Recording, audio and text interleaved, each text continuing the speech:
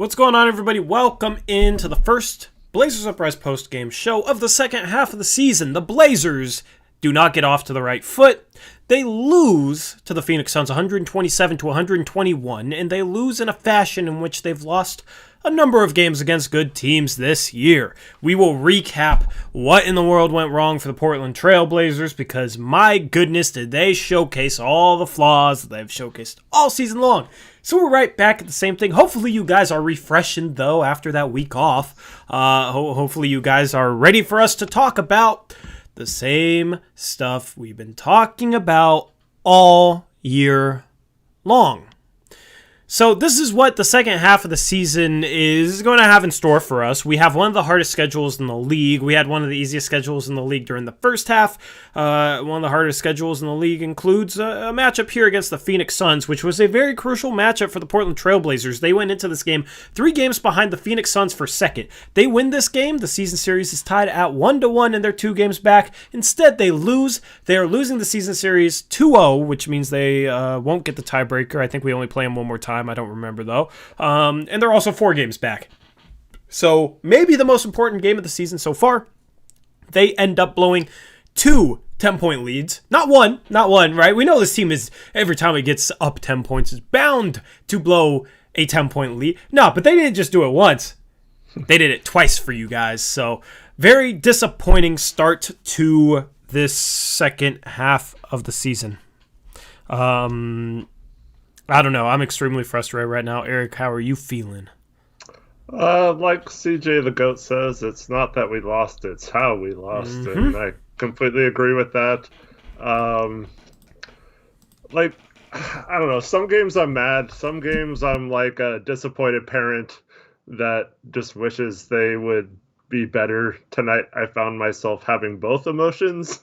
And yeah, it's really frustrating. Stotts mentioned that they were going to be more attentive and better in the second half of the season guarding the three-point line. And our first occurrence of that is Phoenix shooting over 50% and getting basically a wide-open 3 every time they wanted to. And when they weren't getting a wide-open 3, all they had to do was cut once to the basket or push the ball up in transition and get an easy lay-in or dunk.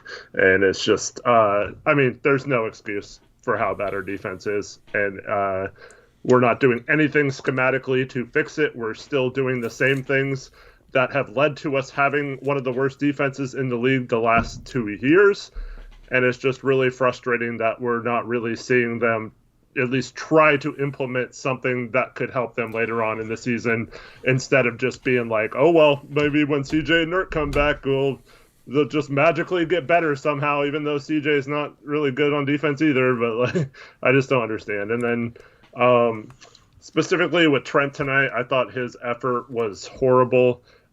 He got beat backdoor. Dame on defensive end was really bad. He got beat backdoor a lot too.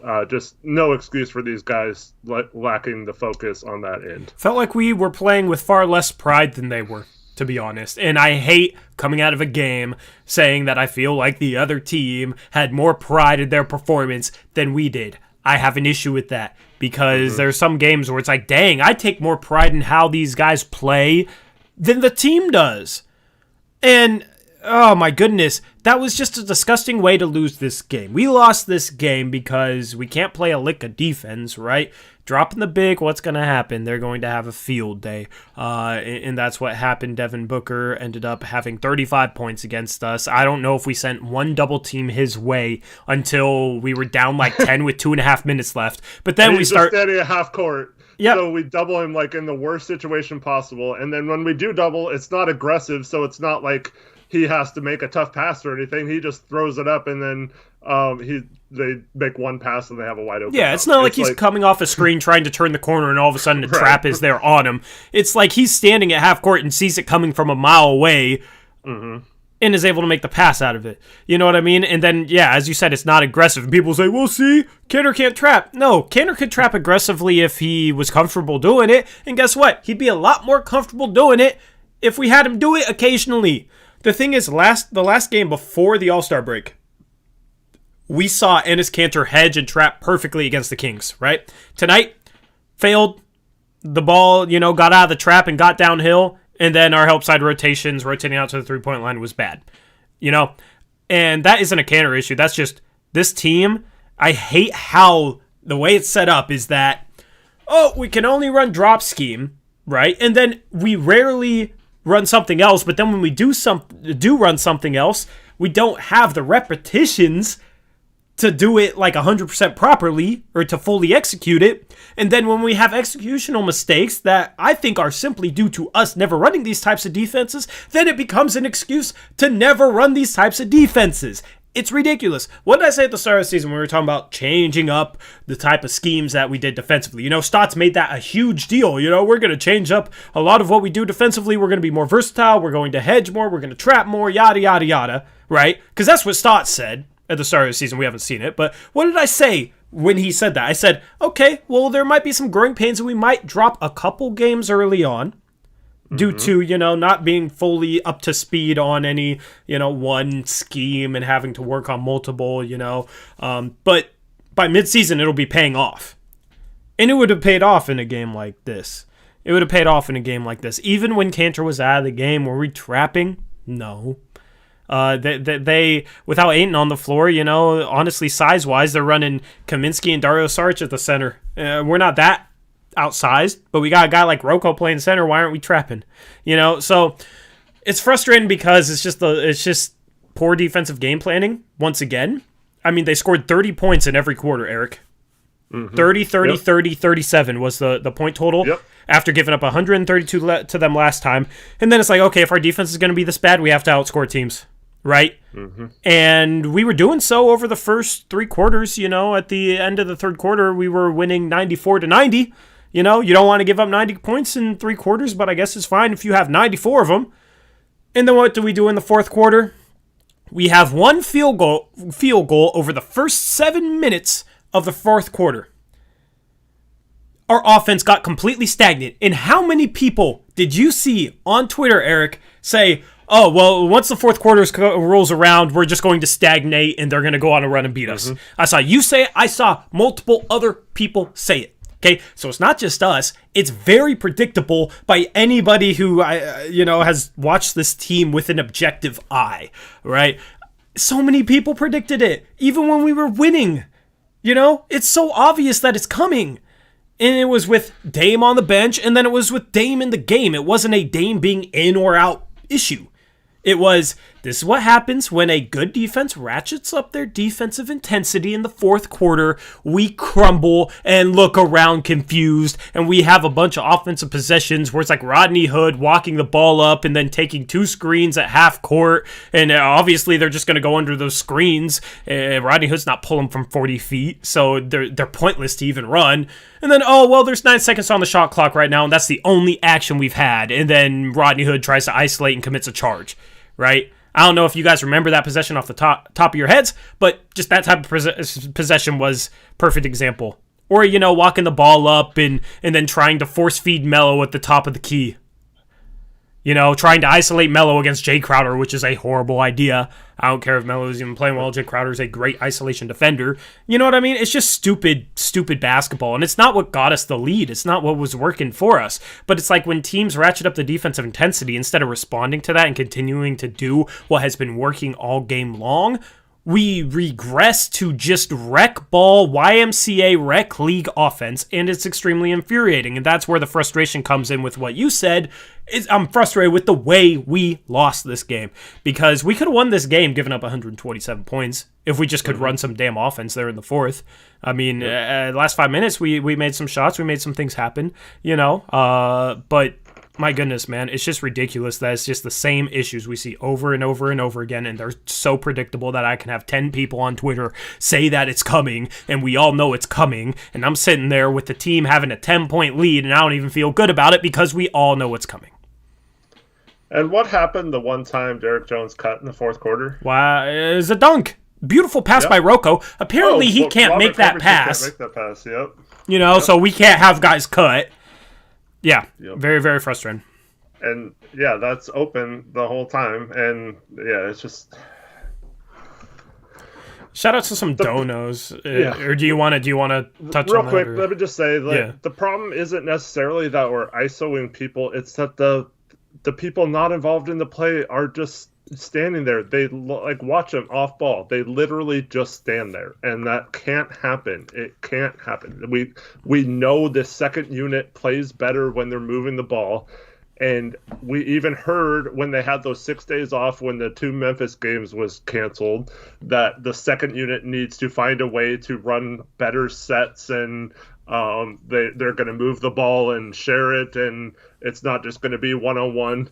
And it for like a couple of games, including a great win over Philadelphia without Dame, it was looking like it was maybe trending in the right direction. And then, first sign, just like with the defense, first sign that first time they struggle with it for like 2 plays, you have to like abandon it and just go right back to ISOing everyone. And the second unit, yes, those guys can get hot occasionally and make shots like they did kind of in the first half, I guess. But like, you can't rely on like guys like Hood, who's not really playing great. Like Melo, he's had some great shooting performances, so he can certainly get hot. But like, just the way we're getting him shots, I still don't think is good, and I think we can get him much cleaner looks.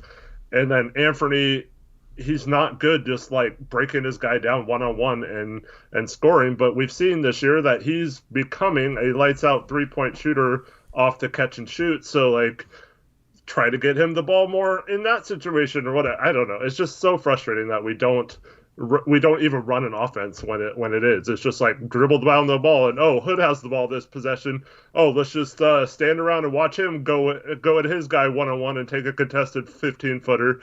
Melo's got the ball in the post now. Let's just all stand around. Maybe just like run back on defense or something, because like we know what's going to happen. It's just, you can't win consistently running offenses like that in the NBA. And it doesn't take CJ or Nurkic to run basic offense. Right. Shout out Andrew Miller, $5 dono. He says, "Hey fellas, we look like a 5th seed who barely deserves being a 5th seed. Good, but like you're not doing anything in the playoffs good." Well, here's the thing. If we had the schedule we have in the second half of the season, if we had that during the first half of the season, we would not be the 5th seed right now. We might not even be in the playoffs right now, to be honest.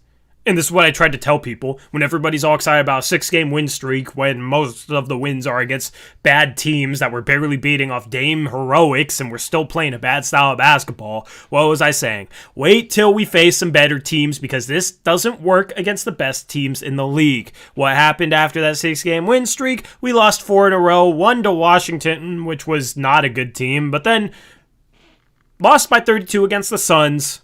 Lost to the Nuggets, who had multiple guys out as well. Lost to the Lakers, who had Anthony Davis out and had lost 4 straight going into that game. So, yeah, this is what we're going to have to deal with the second half of the season. The next, 6 games or so were pretty easy. But after this next 6-game stretch, we should have CJ back, maybe Nurkic back. It gets hard. And these guys are not the reason why we're playing the style of basketball, because we saw the style of basketball with them. We saw the style of basketball last year. We saw the style of basketball in 2016. Okay? It's not a personnel-dependent issue. It's how this team plays, no matter who is on the court. The thing is they play the best style of basketball when they're missing their best players. The best style of basketball that they've played in the game this year is when they didn't have Dame, CJ, or Nurkic. So everybody who uses injuries to excuse the way we play basketball is just wrong. And it is frustrating, because this team will play a good style of basketball long enough for you to know that they're capable, and then they'll inexplicably regress out of it. And that's what's so frustrating. And Nurk's not going to help our three-point defense.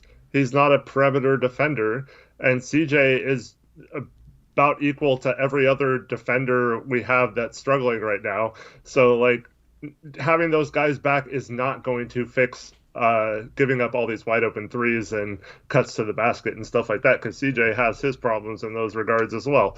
So, I posed that question on Twitter, does anyone think getting CJ out will lead to more contesting of three-point shots or whatever? And the type of answers I'm getting is no, but at least we'll be better on offense because we'll have CJ.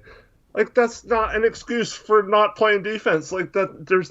there's literally no reason why our defense should look this bad. I don't care if you have the worst defensive personnel in the entire league. You should be at least contesting and not giving up wide open shots possession after possession after possession. And here's the thing. They scored like 30 points in the first and second quarters, but it was like I was also coming away like, wow, they could have easily had 40 in both those quarters given the shots that they were getting against us.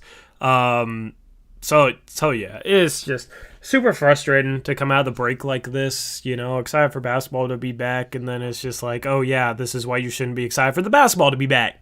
And I see a lot of people saying on Twitter, it was nice to have a week off of the way this team plays basketball, and I agree. I enjoy when they win. I enjoy when they play well. I genuinely enjoyed the first half of this game, I guess. Like, we gave up a 10-point lead. That was frustrating. But overall, it's nice. This team is, back on TV for me to watch, right? Mm-hmm. And then it ends in just me pulling my hair out like, why? Then that's the tough part. It's just there's no reasoning you can use to explain the way that they're playing basketball at times.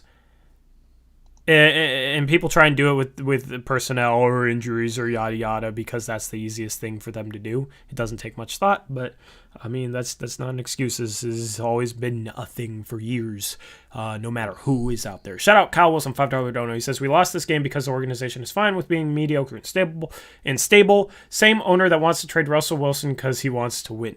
I mean, I'm not gonna touch on the Russell Wilson thing, but I mean, you gotta figure these things out. And would you guys say we've improved on any of our flaws? I think the only flaw we might have improved on is maybe like defensive positioning and rotations. But it's still not where they should be either. You know what I mean? They were that part of our defense was horrible early on this season. Now it's very bad. It's an improvement, but it's still very bad. Like, there's nothing that I'm satisfied in terms of the way this team plays basketball, like, down the stretch against good teams. Yeah, as for the Russell Wilson thing, I mean, that's not Jody Allen that wants to trade Russell Wilson. I mean, John Schneider and Pete Carroll are in charge of that organization, just like, Stotts and Olshey are making all the decisions, either on the court for Olshey and front office, or on the court for Stotts and front office for Olshey. So, I mean, they have to get approval on certain financial decisions and stuff like that. But Jody Allen's not in there saying, "Oh, trade Russell Wilson or trade CJ or whatever." Like, she's not saying that kind of stuff. I guarantee you, she doesn't. She's leaving that up to the sports people to handle those decisions. So I wouldn't put that blame just because they have the same owner. Yep. Shout out Andrew Miller, $10 dono. 2-part question. Do you guys have any targets to replace Stotts? And if Stotts, he's saying Scotts, was replaced, how long would it take for the squad to adapt to a new coach? Quick fix, half season, full season? I don't know how long it would take for them to adapt, honestly. I wish I had a good answer to that question. As far as targets, I mean, Chris Beard is a guy me and Eric both like. Ime Udoka is a guy that I want that would hold this team accountable defensively and is a pop disciple, so I assume you'd get more ball movement, being a pop disciple. There's some other names that I'm blanking on. I've always liked Etor Messina. Jay Wright would be intriguing. Jerry Stackhouse is intriguing. There's a lot of names, and honestly, the best coach for this team might be somebody I have no idea who they are. See, yeah, I always bring this up when people ask that, is that like Mark Denault, who's doing a great job with OKC with a severe lack of talent in terms of ready to play for the NBA this year. Like, I'd never heard of the guy before he was hired by OKC, and same, like, I mean, I knew that Nick Nurse had some good assistants, but Nick Nurse is another guy who no one had heard of. Steve Kerr had never been a head coach before, so when he was hired by Golden State, Nate Bjorkgren with Indiana, like, no one had really heard his name mentioned before. So, like, I don't know. I just want to go into an interview trying to. Um, I don't want the old stubborn way of doing things. And if someone says like, "Oh, I have the best system, it'll never fail" or whatever, that's not what I'm looking for. I want a coach to be like, "I like to try this. If that doesn't work, I do this. If that doesn't work, I will do this. And if those don't work, I will do everything in my power to find something that does work instead of just like, oh, it's my system. I'm going to live and die by it. And if it doesn't work, then it's not me. It's the players or the injuries or whatever." Like, yeah, it's just frustrating because we saw last year an interview with George Karl, who this guy, I mean, I kind of respected George Karl until I read these comments.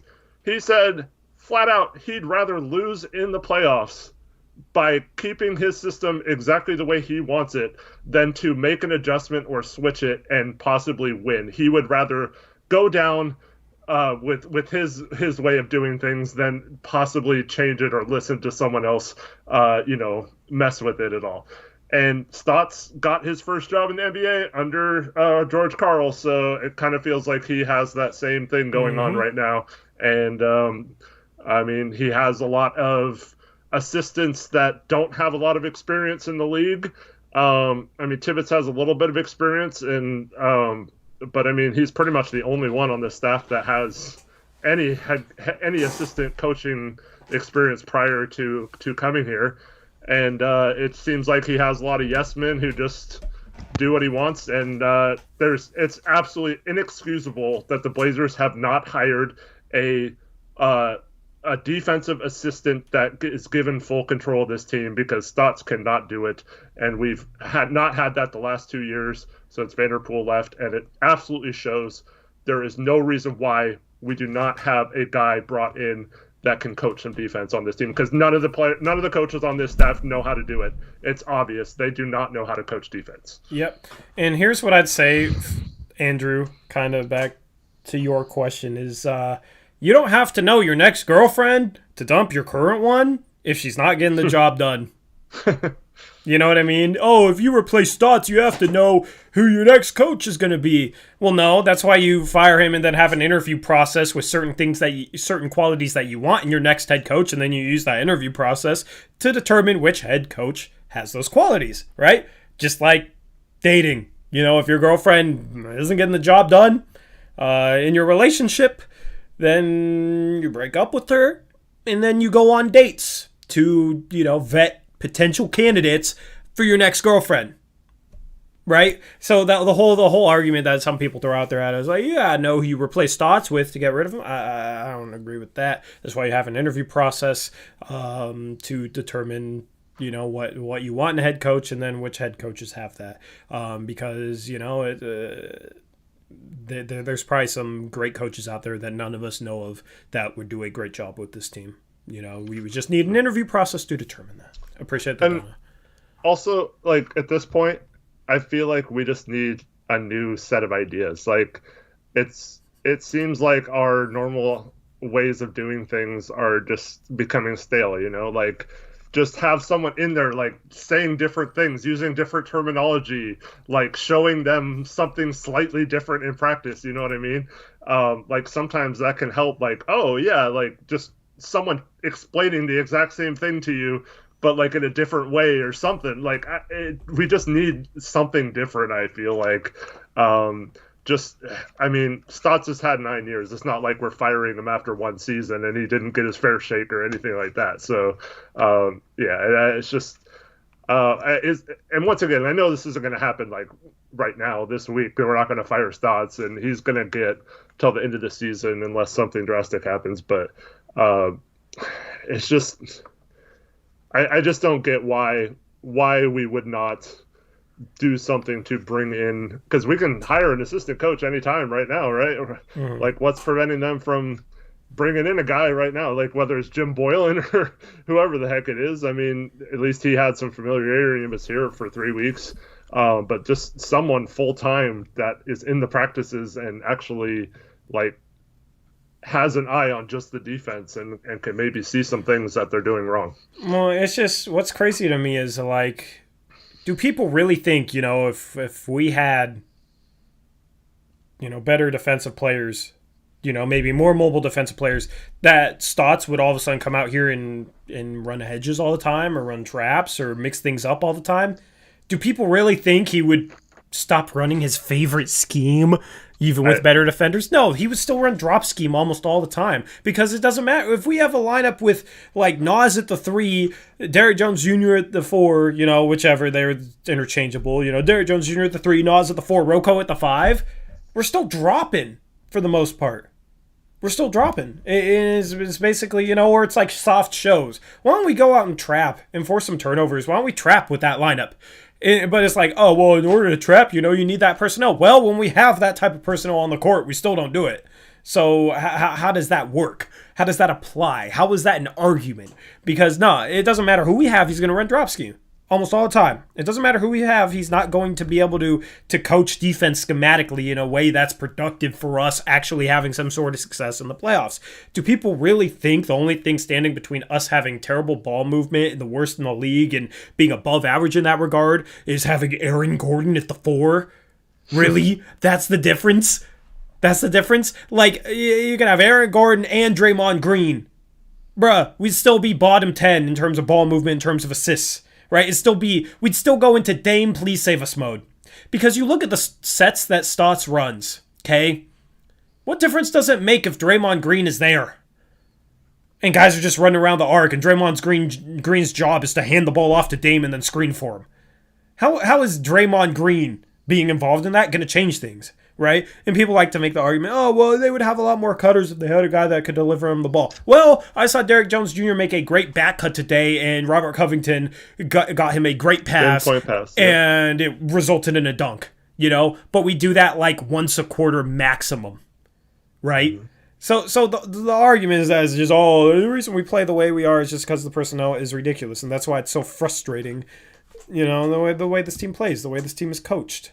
Because it's like Stotts is just, it's so easy for Stotts to just roll the ball out there and Dame's, take over the offense. Dame and CJ go make things happen. We have our few staple sets where everybody runs around in a circle, our circle offense. They have the triangle offense. We have the circle offense. It's easy to do that, and it's easy to just, let them freelance and run pick and roll in isolations all the time. There's nothing hard to that. And he doesn't want to, try and be innovative offensively at all. He'd just rather sit back and watch him do that and then run his favorite drop scheme, and that's it. He barely coaches. So, it's frustrating.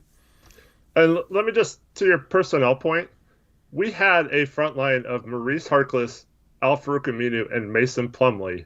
All would be great in a trapping scheme, a pressure defense, super aggressive defense. Mason Plumlee is, if not one of the best, like at least top 10 in the NBA in terms of elite trapping skills and quick enough to recover. He'd be perfect. And that guy Plumlee, he begged Stotts to let him trap picks. Stotts let him do it one game. It worked perfectly against Houston. Once again, Houston, it's always Houston. And to that point too, last year we had terrible defensive personnel, right? We came up with a different game plan, trapped Houston. It worked perfectly. We basically shut their offense down in 2 games last year because we played them a different way than we play every other team. And it was even unique to Harden. Even Harden's like, I've been double teamed before, but they were doing something different that I hadn't seen, and I'm going to have to figure out how to do that. But like, did we do that kind of game plan against anyone else? That doesn't make any sense. No, I think after one of those games, the next game we had Luka, and we just came out with a terrible game plan. Exactly. And then so it happened, like there was like 2 plays where they got like an open 3 or something, and then Stotts never let Plumlee trap again after the second game of doing it, and like then we traded him, But well, that's exactly my point. He's just waiting for it to fail so he can justify going back to drop scheme, because that's all he wants to run. Mm-hmm. And so going back to this game and the ball movement side of things too, like, we had 25 assists, or 26, because we got an assist on the very last play of the game when Gary Trent hit that 3. But so we ruined our assist thing. But here's the deal. So people are going to say, see, we had 26 assists. You don't always win when you get assists. Keep this in mind. We had 22 assists, which is above our average for the season after 3 quarters, and we had put up 94 points. We were actually moving the ball fairly well. And in the fourth quarter, we had 4 assists. One of them was that last play of the game where Phoenix had given, wasn't even defending, and we just pass ahead to Trent, and he shoots a 3 at the buzzer and makes it. The other one was, or one of the other ones was the Derrick Jones back cut, right? Mm-hmm. And then we had like a canner roll where he like almost got the ball stolen and like contorted his body and finished. Yep. Yeah, just off a pick and roll though. And then one play with like 6 minutes left in the quarter, which is our only field goal in those first 7 minutes. Where I think we had one 40 seconds into the half, and that was our only one for like a 6.5 minute span until this bucket you're talking about. I forget which play that was. Yeah. So we had the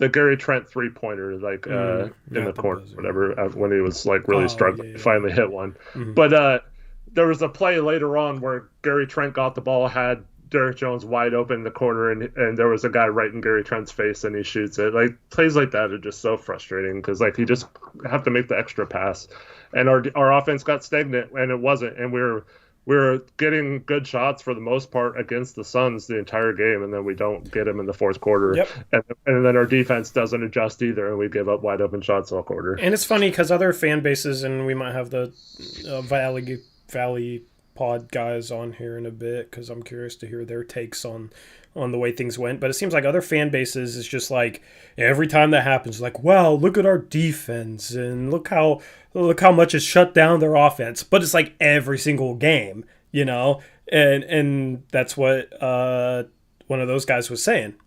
And you know, it's just like, no, this is a normal thing for the Portland Trailblazers team. You know, other fan bases can tell how stagnant our offense gets. So if anybody tries to argue, oh, you know, you guys are just overreacting, our offense didn't get that stagnant. Yes, it did. Other fan bases notice it every single time that it happens. They just think, oh, it's just our defense. But here's the thing. When it happens all the time, every game against good teams to the point that I can have 10 people on Twitter predicting it, it's a you problem. It's an us problem, you know. It's a problem with this Portland Trailblazers team, and yeah, I mean, it's just frustrating because the same 2 issues, bro. It's the 2 biggest issues right now are just the schematics defensively and the ball movement. You know, there's like little things that go into that. You know, our sets, I don't really like our sets. You know, that can kind of group with the ball movement. Some of our, you know, the help side positioning rotations, you know, doesn't help us. You could group that with, you know, the defensive side of things. But really, it just comes down to those 2 things that screw us when we play good teams. Another $10 donation from Andrew Miller. Thanks, man. He says, do you guys legitimately think Stotts would rather go down with the ship, his philosophy, rather than go get over his pride and make one simple adjustment? If so, he should have been gone. I just think he's too comfortable. You know, when you've been here 9 years and you have, you know, the support of Dame, it's real easy to get way too comfortable. It's real easy. And I think he's just way too comfortable.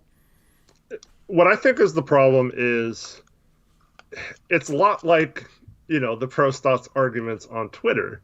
So one is, you know, he has the injury excuse. Well, I don't have CJ, so the second unit is struggling because CJ is not there. You know, as soon as we get him back, it'll be fine, right? And then 2, you know, he'll bring up, oh, well, drop scheme 4 years ago, we had the 8th best defense. So I know it works, it's just not executing it right. You know, like, so like, I think it's more that he thinks it's not necessarily that his pride won't let him make an adjustment. He just believes in his system so much that he doesn't think there's any way that if it's run right by these players or if he had better personnel that it would work out like it has in the past. The problem is drop scheme it's been completely, I don't know, like it does have some uses, but for the most part, like in today's game, the shooting is too good. Like you cannot run drop scheme consistently game in and game out and expect to have a defense that is consistently good. And to keep on resorting back to that instead of like trying things out that could change long term. And once again, it's too predictable. Like the Suns got pretty much any shot they wanted. Like I said, anytime they cut to the basket, it was a wide open lay-in. especially in the first half. It was like a layup line after a while, and they pushed the ball. We weren't getting back in transition. Like it's just like all kinds of stuff that, if I truly believe if they were watching film correctly and getting called out and it was being taught correctly what to do in these situations, that it would not look this bad. Yep. And we're saying the same things we said for 2 years now. Mm-hmm. Yeah, I mean, it's just frustrating, man. Sounds like we need some new mods. I'm just kidding. So he said the mods are over in the Sun stream. I'll figure out when they want to come on. I'm not really going to make any players graphics. I'm just not in the mood. Apologies. We can touch on some individuals though if you want. Gordon says our offense wasn't as ISO heavy when we had LA West Batum. Why has stopped utilizing that offense? I don't know. I mean, it was still pretty ISO heavy though. How many times do we just give the ball to LaMarcus Aldridge and just get out of the way? The thing is, when they doubled him, we moved the ball really well off of it. When teams doubled Dame, we're just clueless. And it's not like, Nick Batum was a good passing 3, but like Wes Matthews wasn't a good passing 2 at all. Robin Lopez wasn't a good passing center. Still knew how to move the ball. Now it's like you got Nurkic, who's a good passing center. CJ McCollum, I think, is an above-average passing 2 guard. Damian Lillard, if the ball, can function in ball movement, but normally he's the one getting trapped. I think Rocco is an underrated passer. I think he's a smart passer, can make the right pass. I don't think the playmakers around Dame now are any worse than the playmakers around Aldridge back then, in terms of like being able to pass the ball. So the whole personnel thing as the reason why, we could do it back then and now we can't, it's just not a justified reasoning. Like, it's just, it's the easiest take to have. And it seems like a lot of people that cover this team want to do the bare minimum in terms of some of the opinions they have and just want to have the easiest opinion whatsoever. You know what I mean? It's like, it's so easy to just sit here and scream, well, no personnel. Well, the personnel sucks and they can't do that because the personnel. And guys, personnel, and just repeat it ad nauseum. It's easy as hell to do that, man. I mean, I kind of wish I got paid, $5,000 a month, $6,000 a month, $7,000 a month, whatever the hell those guys get paid to just sit there and scream, personnel. That's the easiest job in the world. But I couldn't bring myself to do that because I have more pride in this team and what I do is work. And it's not personnel. It's not personnel. This is how this team plays.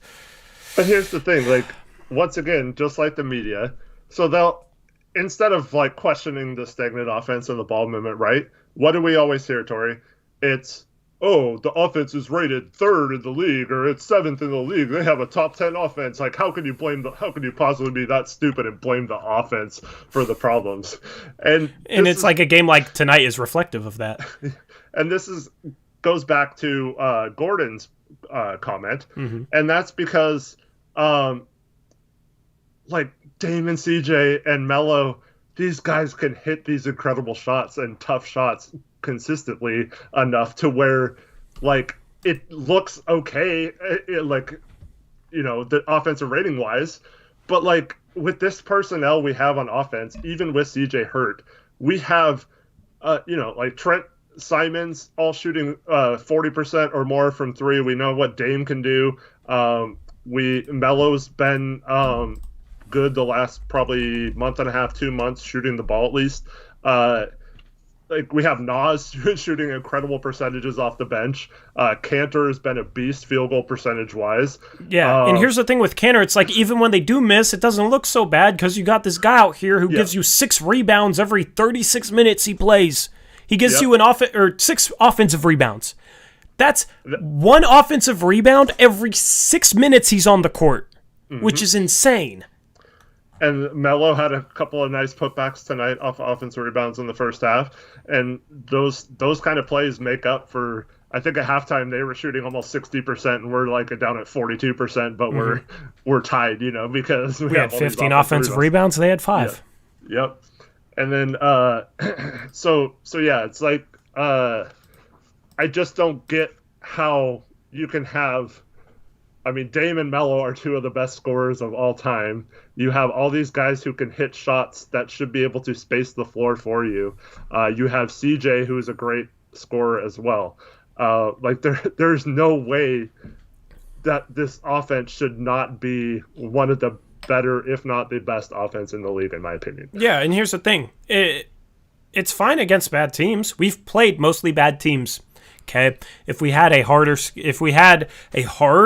first half schedule, we'd be sitting probably in the same boat as we were last year. You know what I mean? Like, the schedule kind of was the one thing that helped us weather these injuries more than anything else, I think.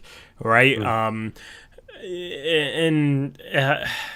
Because I don't know where I'm going with this. Like, I'm blanking, bro. Why am I blanking so much today? I'm struggling. It's that rust. It's a week off of covering this team, and I'm rusty. But I mean, if we had a hard first half schedule, the offense is not going to be rated anywhere near as high. You know, in this game, we score 121 points. Like, you look at that, oh yeah, offense completely fine, but 15 offensive rebounds, and it's guys hitting tough shots. You know, and here's the thing. It's like we move the ball well during the first 3 quarters. So when we move the ball well, we can have a top 3, top 5 offense against good teams, against good defenses.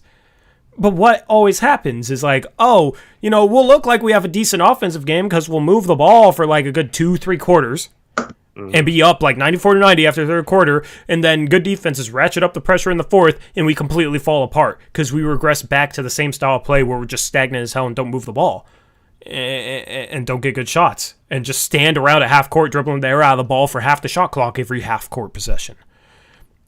You know, but then people say, oh, all right, no problems with the offense just because this number says we're good.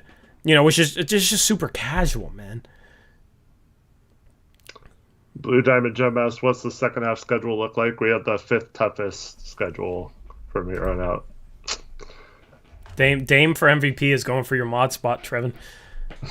5th toughest schedule. We got Minnesota the next 2 games, so after the next 2 games, it'll be something like the 3rd hardest probably, you know, because Minnesota's, I think, has the worst record in the league. They won tonight by a lot. The Pelicans are so inconsistent, man.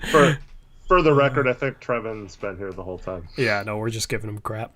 I'm sure their stream might be a little more fun. They're probably, you know, that guy got a lot of energy. I like his energy, and he's probably hyped right now because they just got a nice win, you know.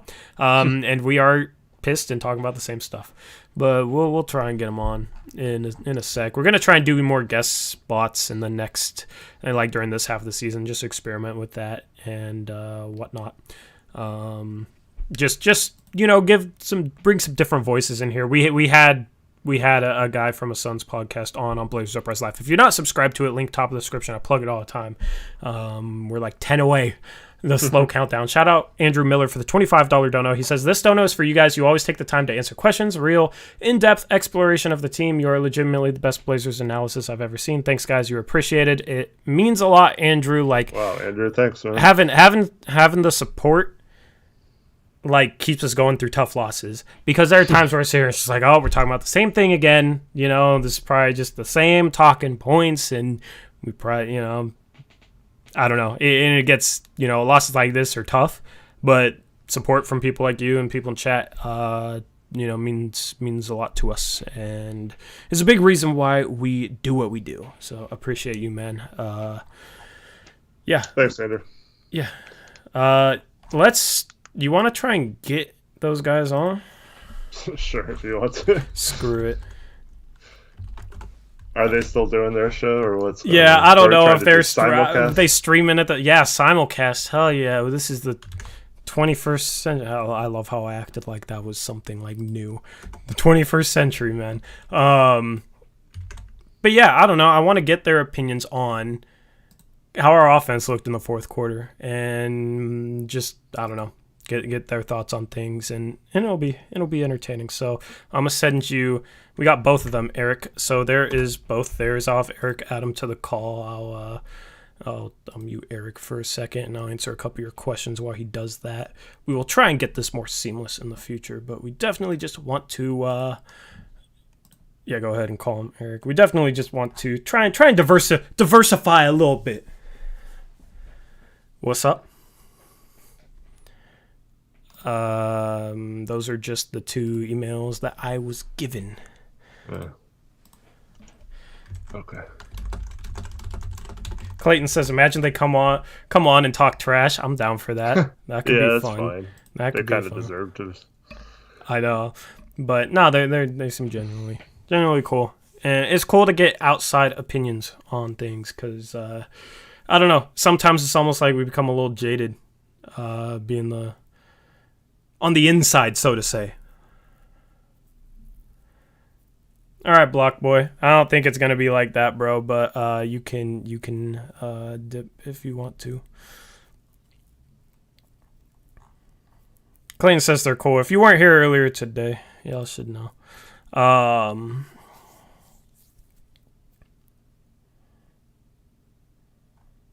Yeah, Reese, you're a traitor, man. You're a traitor. Disappointed. That's tragic. Appreciate it, Brandon. Yeah, just experiment with stuff. You know how it is. I gotta fix that display capture though. Oh my goodness.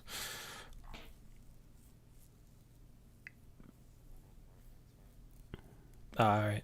Beavis says he's gonna go watch a YouTube video called Cat and Heated Blanket. That is a very Beavis-esque comment. We're behind Denver now. Yeah, let's take a look at the standings. Just out of curiosity. Yeah, I don't know what's up with that. I don't know. Oh, there we go. Yeah, we are currently 6th. Nah, I got you muted. I'll bring y'all on though. All right, so we got Valley Podcast. Do we have both of y'all in here? I'm going to send you guys a StreamYard invite, and we're going to have to figure out how to mute what so that we're not like, StreamYard. Probably should have figured this out beforehand. It's easy. It's super easy. You don't even have to like join anything. I just have to click on a link. Yep, it's just a link. We'll try. We'll experiment. Yep. We'll see if it works. If not, it's okay. We're trying our best, y'all. We're trying our best to bring you as much content as possible, so hang out with you 1 second. Congrats on the win. And thank you. It did not feel like it was going to be a win. Really, at any point in that entire call, it did not, or in that game, it did not feel like it was going to be a win. Honestly, same here. For you? Yes. Really? Yes. I do not feel good about 10-point leads anymore at this point. And I tweeted that out during the game. We blew 2 of them. It's just what happens with this team. We get up 10 and we give up a run. Every single time. I mean, I know it's a game of runs, but we are exceptionally bad with that. But it's like every time we play a good defense, it's just they have to ratchet up the pressure in the 4th, and we crumble. And that's one of the... I want your guys' opinions on just kind of like how that played out, that 4th quarter. Your guys' defense, our offense, that dynamic in the 4th was rough. So I just sent you guys both...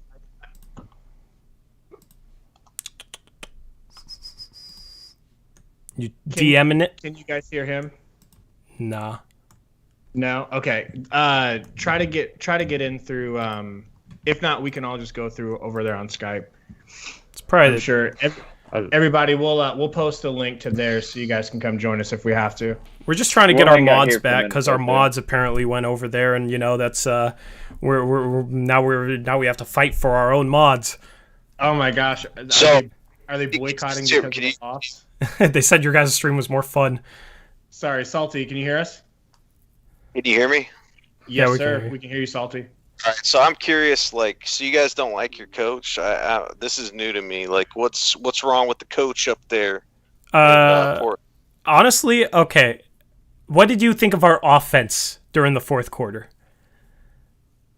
Just really predictable and stagnant is what I would call it. That is every game in the 4th quarter against good teams. And that's one of our biggest frustrations. We have a highly ranked offense, but a lot of it is just Dame and CJ and, even an Anthony Simons from time to time, a Melo, just creating shots out of isolation and pick and roll. We're last in the league in assists. We're last in the league in passes per possession. We don't utilize much action towards the rim. If you notice, a lot of our movement is kind of just running around the 3-point arc. And guys catching the ball out there and then having to make something happen. And in the 4th quarter against teams that kind of ratchet it up defensively and are good defensive teams, it doesn't work. And it looks like complete crap. And that's what happened in the 4th quarter. That's why it's hard being confident against you guys being up 10, in the third, because I know it's coming. And I had so many people on Twitter say, yeah, who's ready for the fourth quarter collapse where we get super stagnant and they go on a run? And we knew it was coming. And it's frustrating. So offense is just part of it, but that's what happened in our opinion. I can't stream. It's not letting me in. Well, okay. It'll kick my camera off Skype. It can only be used in one. That makes perfect sense. I'm willing to hop over. Do you want to just hop over, Coach Evan? Can't you just pull sure. the sound off of Skype and then put it through the podcast on our side? Through a window? Say that again? I don't think you can do that. No, I'm just saying he has a window open on his computer. He just uses that as a sort. I'll give it a playing I'll give video, it a try. Should I do it with audio or without audio? With audio, right? Okay. And then we'll mute ourselves on here and talk through that, right? Yeah, mute yourself on StreamYard. I don't know. You guys haven't tried the Skype setup with OBS? I think that's the way for you guys to go, to be honest. Man, I haven't done it forever. I haven't used Skype in forever. I know, man. It's very 2010. It's kind of... is it in the MySpace realm for you? Honestly, he told me Skype, and I was like, I thought that went away when AOL Online was a thing or something. Still exists, and that's what we do, and it's easy. I don't know. It's just easy to work with. That's fine. I get it. No, I use OBS. I have a YouTube channel, and I use OBS, but we use Discord and stuff. There's all kinds of different things you can do. Yep. So, yeah, I don't know. If you guys send me a link, we can try and get in it. We'll hop out of the Skype call and then just DM us what you want to do. We'll try and figure it out. Yeah, man, that's fine. I'll just join. I'll go ahead and end this one, and we'll just hop on in. Is that cool, Salty? What are we doing? Just gonna go through the Skype and talk through them. Yeah. All right, man. I'll meet you guys on there. All right, sounds good. I'm gonna end this. Mini Tooth, man, you're telling me, bro. But you're gonna take over Reese's picks record? I don't think anybody wants that blemish on their name. How did Reese? How did you do today? I had a rough day, man. I think Eric passed me. Today was rough. All right, if you guys can hear me, I can hear you, right? Yeah, you're good. All right, cool. You in here, Salt? He has been. Yeah, I'm here. Okay, cool. How many guys? You guys got 3? 3. Oh, I thought you guys I'm had gonna 2. restart mine Okay. A lot of that's times interesting. we just have 2, but I'd say most of the time it's 3 of us. Yeah. Okay. Just for the record, these guys are basically do a similar thing to Tori and I over on it's called the Valley Podcast, and I'm posting the link to their YouTube channel in the chat right now. We had them on pre-game, or we had Gabe on at least, and just kind of fun to talk to another fan base about how the games went and stuff like that. So, And here's We're ready to go.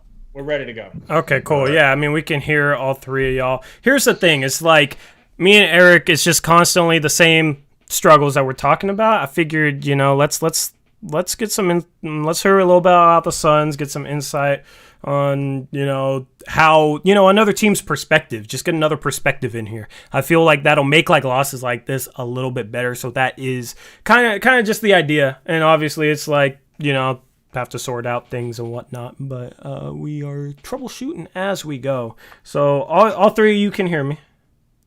Correct? Oh, nice. I can see Coach now too. Yep, we can hear you. Cool.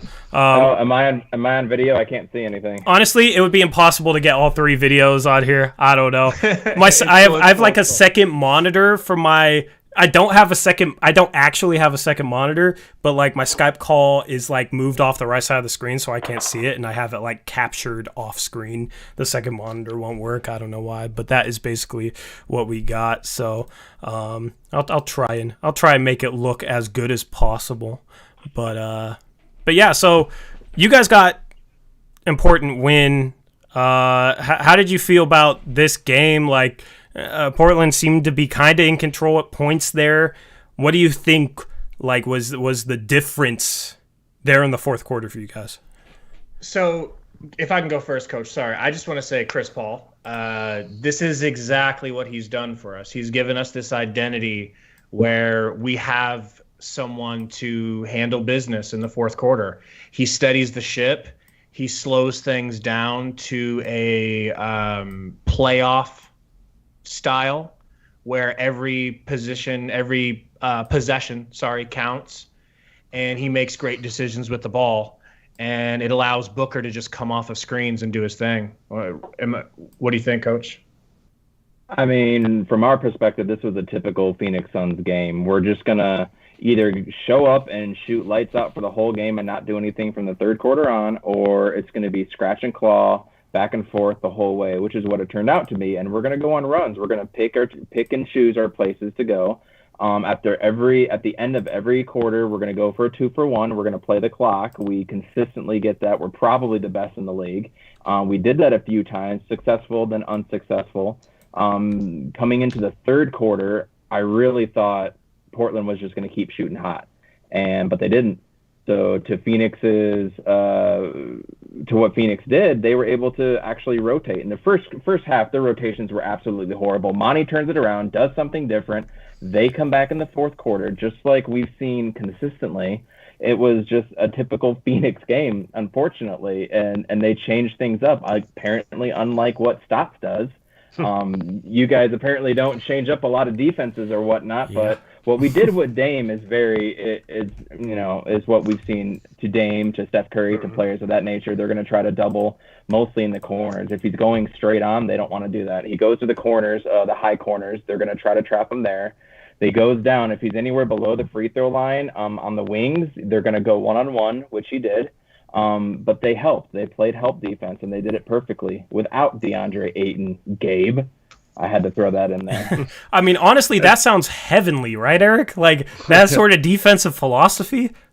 Well, I was going to say, like, so even if we were doing that, so what I noticed Phoenix did really well is they would backdoor cut or send someone to the basket. And what happened almost every time you guys did that tonight, they were wide open and got a lay-in because either someone was falling asleep on the backside for the rotations, or they were just so focused on Booker and Paul that they weren't even paying attention to their guy, and he just got right to the rim.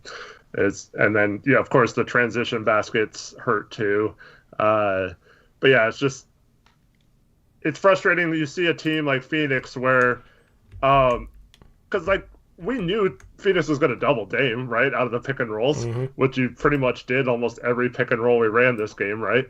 So, like, it's just frustrating that we don't have any kind of design to attack the advantage when a team does that. And then on the other end, it never leads to an advantage for us on defense, like, because teams move the ball, and then the one time we decide to trap Booker, it's at half court without a pick and roll, and it was so obvious and so slow developing and not aggressive enough to where he just passes right to someone and he throws it right inside to Saric, who's wide open for a dunk, and it's just crazy.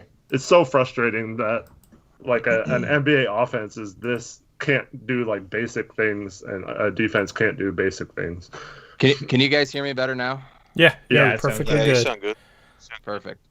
So, from my perspective, it was it was like the Suns. They've done this before where defensively, like they're a top 10 defensive team and top 10 offense. You could tell when the Suns are turning it on defensively. So like in the first couple quarters, they're kind of doubling Dame, and he was able to swing out of that, and they were hitting shots. And the rotations weren't fast enough to gonna close out on other players shooting threes. So they did that, and then felt like towards like the fourth quarter, the energy and the defense just took it up like skyrocketed. So then all of a sudden, where 3-point shots were open before, they weren't there anymore, and then you guys were clanking the shots off because it was very rare that there was an open shot. Like there was a couple where we allowed the open three, but that's what happens because the thing is when you coach defense, you could turn it on when you want to. But if you don't coach defense correctly, and if you're not a good defensive team, if your shots stop falling, then what do you have to fall back on? Do you understand? Yeah. So if you guys are because you guys were lighting it up, I messaged Gabe. I was like, well, this is looking like an L if it continues this way. And then all of a sudden, defense cranks up because they've done this before in other games. I can name them, you know what I'm saying? They were down, they turn it up, and they all of a sudden just, boom, go up 10, 15, whatever, and they just turn the gas up. So if you're top 10 on both sides, you control the defense intensity and rotations. All of a sudden, this other team's not used to that because if you weren't playing at that intensity before, you were getting free open shots, and all of a sudden the fourth quarter, they're not falling. Then what do, right? Do you turn your defense up? No, you don't, because you're not that kind of a team, right? Yeah. So that's when it flip flops. Me and Eric are a big proponent of like being unpredictable defensively too, which I guess that's what that kind of is, but also just switching things up defensively. So you're not just giving the same team the same look all throughout a game, because if you get the same look, I mean, like, practice makes perfect, right? So if you're dealing with the same reads, the same, repetitious reads all throughout the game, by the fourth quarter, you're going to know what you need to do to exploit the defense if the defense doesn't change all game long. And that's one of our biggest kind of critiques and why we give up a lot of fourth quarter runs. But overall, it's, if you have to adjust throughout a game, it's going to take, for a lot of teams, it's going to take some time. And that's one of our biggest issues is we don't adjust well when defenses ratchet up that intensity or change what they're doing defensively. And I think the fourth quarter was a product of Phoenix playing, harder defensively, rotating out better. Phoenix definitely improved defensively. Our issue is we just respond terribly to that, and it just compounds the problem. You guys' shots, they just stopped falling. Am I wrong? They just weren't. You guys were just burning hot for 3 quarters. And like I told on our podcast, I'm like, I was just moments away from texting and saying, like, hat tip to the Blazers. They are pissed that we beat them by 32, and they came out and just said, like, nah, like, we're not really that team. Like, this is who we are. I was going to say, you guys earned it. You just earned a win from us. But then things stopped getting hot for you guys. How does things change when you guys have McCollum and Nurkic or whatever? It doesn't. We just have another guy, McCollum, who can go one-on-one and score out of isolation. The way we play doesn't change. Nurkic is a good passing big, and we barely utilize it. So that's what's frustrating, is people are acting like, well, they don't have CJ and Nurkic, that's why they're playing like this. It's the same exact way when they do have them. Like, this game looks like exactly the type of game that you would have seen the Blazers play at the start of the season. And watch, we'll get them back in our third matchup. Hopefully both those guys are there, and it'll be the same thing. That's frustrating. And so you mentioned the fourth quarter ratcheting up the defense. So this is what the Blazers do when the defense is ratcheted up, or when you're playing an elite defense, or you're playing a defense in the playoffs that is seeing you and running different things at you. So I don't know if you guys noticed, but for the first 6 minutes of the fourth quarter, it was like ISO Hood, ISO Mello, Anthony dribble around the ball and not do anything, and all the other players are just standing around, not moving, not screening, not cutting to the basket, not doing anything. It's just like hope someone makes a tough shot. Like, that's basically our offense. Whereas when the defense ratchets it up, that's when you need more ball movement, more off-ball movement, more creative sets and designs and stuff like that. And we seem to go the other way, and this happens against every elite defense we play. It just falls apart the moment they ratchet it up. And sometimes Dame, CJ, Melo, like, those guys can hit tough shots anyway, so like they're 3 of the best ISO scorers of all time, so like they can do that, like just like with Booker and Chris Paul, like they can make a play even if your offensive sets are complete garbage, but that doesn't excuse the fact that there are garbage, if that makes sense. That sounds awful to have to live through as a fan. Yeah. I'm sorry. That sounds awful. And especially when you've got guys like Dame, like CJ. Mm-hmm. I love Nurkic. I love Collins. I thought you guys were going to be fighting for a 4-5. I thought we were going to play each other in the 4-5 matchup this year in the playoffs. That was my prediction. Still possible. Still very possible. I could still see him going in at 4-5. But I've thought so highly of you guys for the past 3, 4, 5 seasons, however long, even after LaMarcus Aldridge left. So hearing it from you guys, it's just I can't imagine how infuriating I'd be year after year. It's the same thing over and over and over. Now, I know you guys were going off on the defense, on the drop defense and everything. In today's NBA game, the way that the mid-range is not utilized, I actually almost am in favor of that to a point. I don't think Enes Kanter is the reason for everything going salty for them. I mean, he's not your answer back there, but I don't think he's bad at it. So you love Stotts. Well, let me respond to that. Like, here's the thing: is you got a lot of guys that are good on floaters, though. And if you drop the big, at some point the big is going to have to commit either way. There's multiple times in this game where we're trailing Chris Paul over the screen and Kanter's dropping, and it becomes basically Kanter playing a 1v2 against Chris Paul going at him, and DeAndre Ayton rolling to the side, and Chris Paul would get deep, make Kanter commit to him, just shovel it off to Ayton, dunk. You know what I mean? Like, you're giving guys too much space. It's designed to just give up. Completely correct. You're completely correct. The problem that he doesn't do, and what Stotts needs to do, is do some damn hedging. Yeah, and I mean, just to switch it up, because here's the thing. If you see it dropping big all throughout the game, or primarily throughout the game, you're going to start making the right read a lot more often, and then teams go on a run. That's the problem, is we give up a lot of leads because that'll happen on one end, and then on the other end, the defensive pressure gets ratcheted up, and our offense struggles with that because we don't move the ball against good teams. And that's what happens in the playoffs. That's why, that's why we got swept by the Pelicans when we were a 3 seed a couple years ago. They're trapping Dame, and we don't have an answer, and we can't move the ball out of it. And it's just. It's like fixable issues to me, and that's the frustrating part. Is it's just fixable issues. I love our roster. I think our roster is a top. It's a championship roster. Yeah, I think it's a contending roster. A lot of our media thinks our roster is just trash, and we should fire our GM, which is kind of a question I wanted to ask you guys. Like, what do you guys think of the roster? The roster construction, outside looking in, because we hear that the roster is trash all the time. I would say I'm not a fan of Melo. I've never really. He's like, talk about ISO ball, like the ball sticking. That dude has stickum on his hands when it gets into his hands. Like, I'm not a big fan of him. I would say, is it a championship roster? I mean, I don't know. I mean, how do you guys feel about McCollum?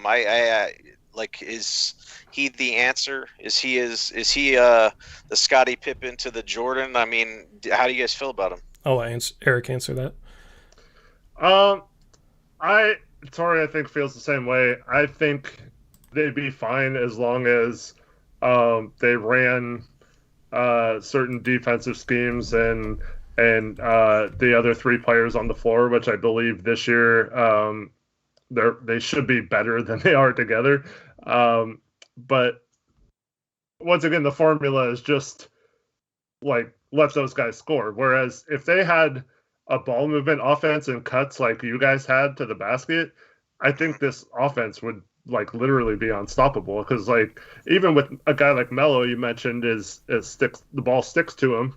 We've seen him like get the ball and be instantly double teamed. And if we had a more priority on moving the ball and sharing the ball, we've seen Melo at times be a willing passer. We've seen all these guys be willing passers. So like, I feel like posting them up near the 3-point line or at the top of the key or whatever is like, we're getting him his post touches or whatever, but like, you could do a set a cross screen and have him come across the paint. Maybe sometimes he catches that freely like Booker does sometimes, and he has like an 8-foot turnaround wide open instead of having to take a turnaround jumper from the baseline from 12 feet, like fading behind the backboard, there's just so many things you could do to free them up, or maybe like get him more touches coming off screens as a 3-point spot up shooter or something. Same with Trent and Simons to that extent. It's just, I just feel like we have the pieces on this roster to be good. And CJ was averaging 5 assists a game as well.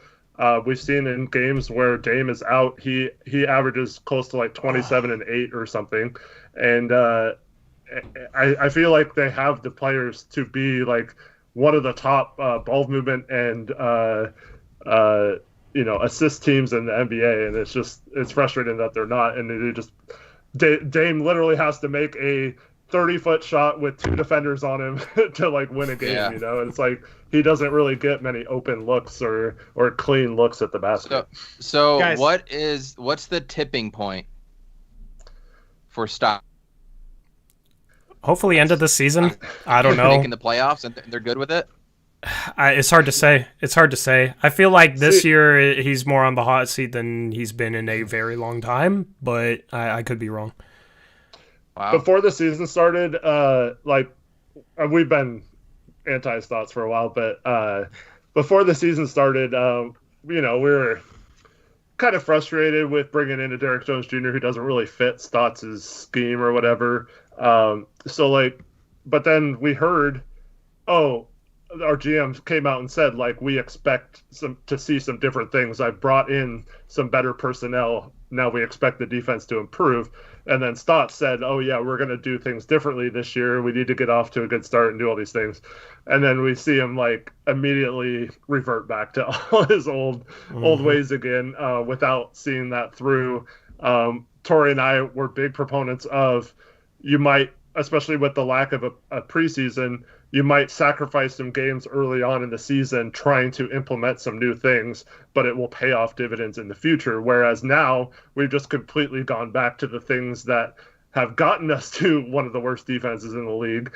And now there's no hope for the future that it's going to change because we're not doing anything and we don't have enough practice time throughout the season to make it locked in enough to make a deep run in the playoffs. And it's just frustrating as a fan because I feel like the pieces are there to achieve that at least, and it doesn't even have to be a top 10 defense. It's just middle of the pack. I think with this offense should be good enough to get pretty deep in the playoffs, and it's just frustrating that we can't even see some semblance of a good defense in there somewhere.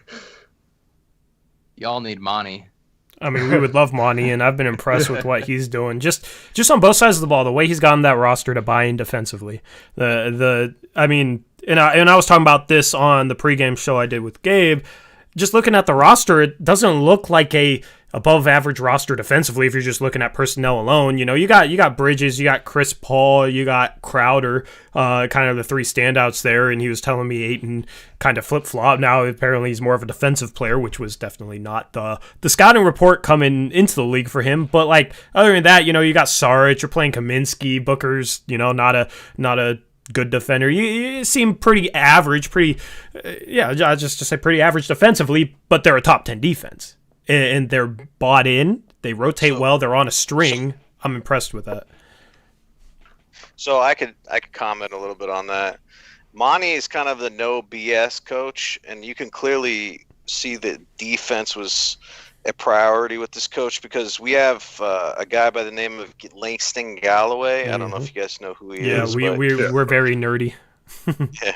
So he has a quick shot, very offensive oriented. He can light it up, right? But he's a one-trick pony that does not play defense, and he's just trash on defense. And guess how much playing time he got as the season wore on? 0. So he can score, and that's nice, but Monty wants more, So Abdel Nader, for example, the reason why he's getting playing time is because he can play on the defensive end, and he drives to the basket, does the things that Monty wants.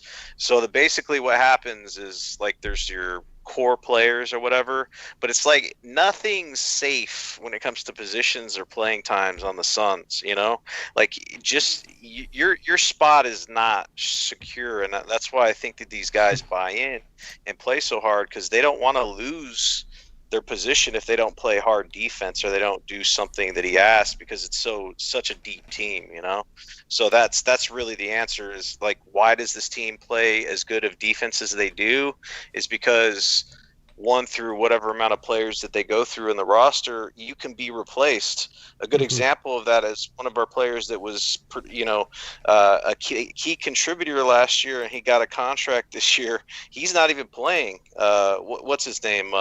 Bald guy. Javon Carter. Javon, man. forgot his name because he doesn't even play anymore. But yeah, I mean, he's a really good defensive guy, but he's not doing the things he needs to do on offense, so you'll get replaced. And that just speaks volumes to how deep the team is and the fact that James Jones should be executive of the year, honestly. So. Yeah, basically what I'm gathering from it, though, is that, your guys are held accountable defensively. And that's kind of one of my qualms is there doesn't seem to be enough defensive accountability with this team and with the way it's coached. And, I mean, you got a guy like Nasir Little, who is a far better defender than Rodney Hood, far better defender than Carmelo Anthony, but, like, the dude... And the thing is, the dude's been great offensively this year. Going into the game, he's only playing, like, 12 minutes per game, only played 20 games, but he's shooting 45% from three and 47% from the field. I mean, he had a three tonight, had a nice and-one drive, had a nice dunk in transition, and he's a far better defender than those guys, but it's like there's so many times where he just is not playing enough in a game where we need defense, and Melo will go out there and play 28 minutes, Rodney Hood will play 18 minutes and not score a point, and it's just like, yeah, it just doesn't matter how hard Nasir Little plays or how well he plays defense, it doesn't matter, he's not going to get the chance he probably deserves, and goes beyond that. If Eric, go ahead.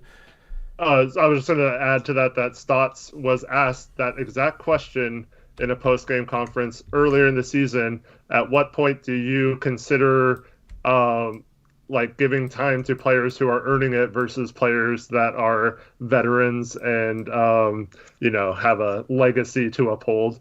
And he flat out said that the veterans deserve their minutes and that he's not going to strip them of that, and that there's nothing they can do to warrant him benching them. And of course, like that, it's not like 100% the case. Like some games, Melo will only play 18 minutes or whatever. And I'm not even like trying to pick on Melo, but like, there's so many times where our biggest detractors on defense are, our main guys, Dame, CJ, Melo, Trent, all those guys have trouble on defense this year, and they get rewarded by playing 35 minutes a game. It's like tonight, Trent was absolutely brutal on both ends of the court in the first half. He should have probably been benched, and those minutes should have been given to someone else. I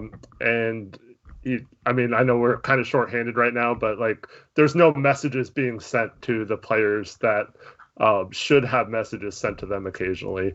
I'm sure even if Chris Paul was goofing around on defense and got blown by several times and was falling asleep on the back end, I'm sure him would get benched by a good coach or be like talked to or pointed out in film what you're doing wrong and this is unacceptable and stuff like that. I don't feel like Stotts is doing that with the best players, and if the best players aren't being held accountable, it's really hard to hold the rest of the team accountable.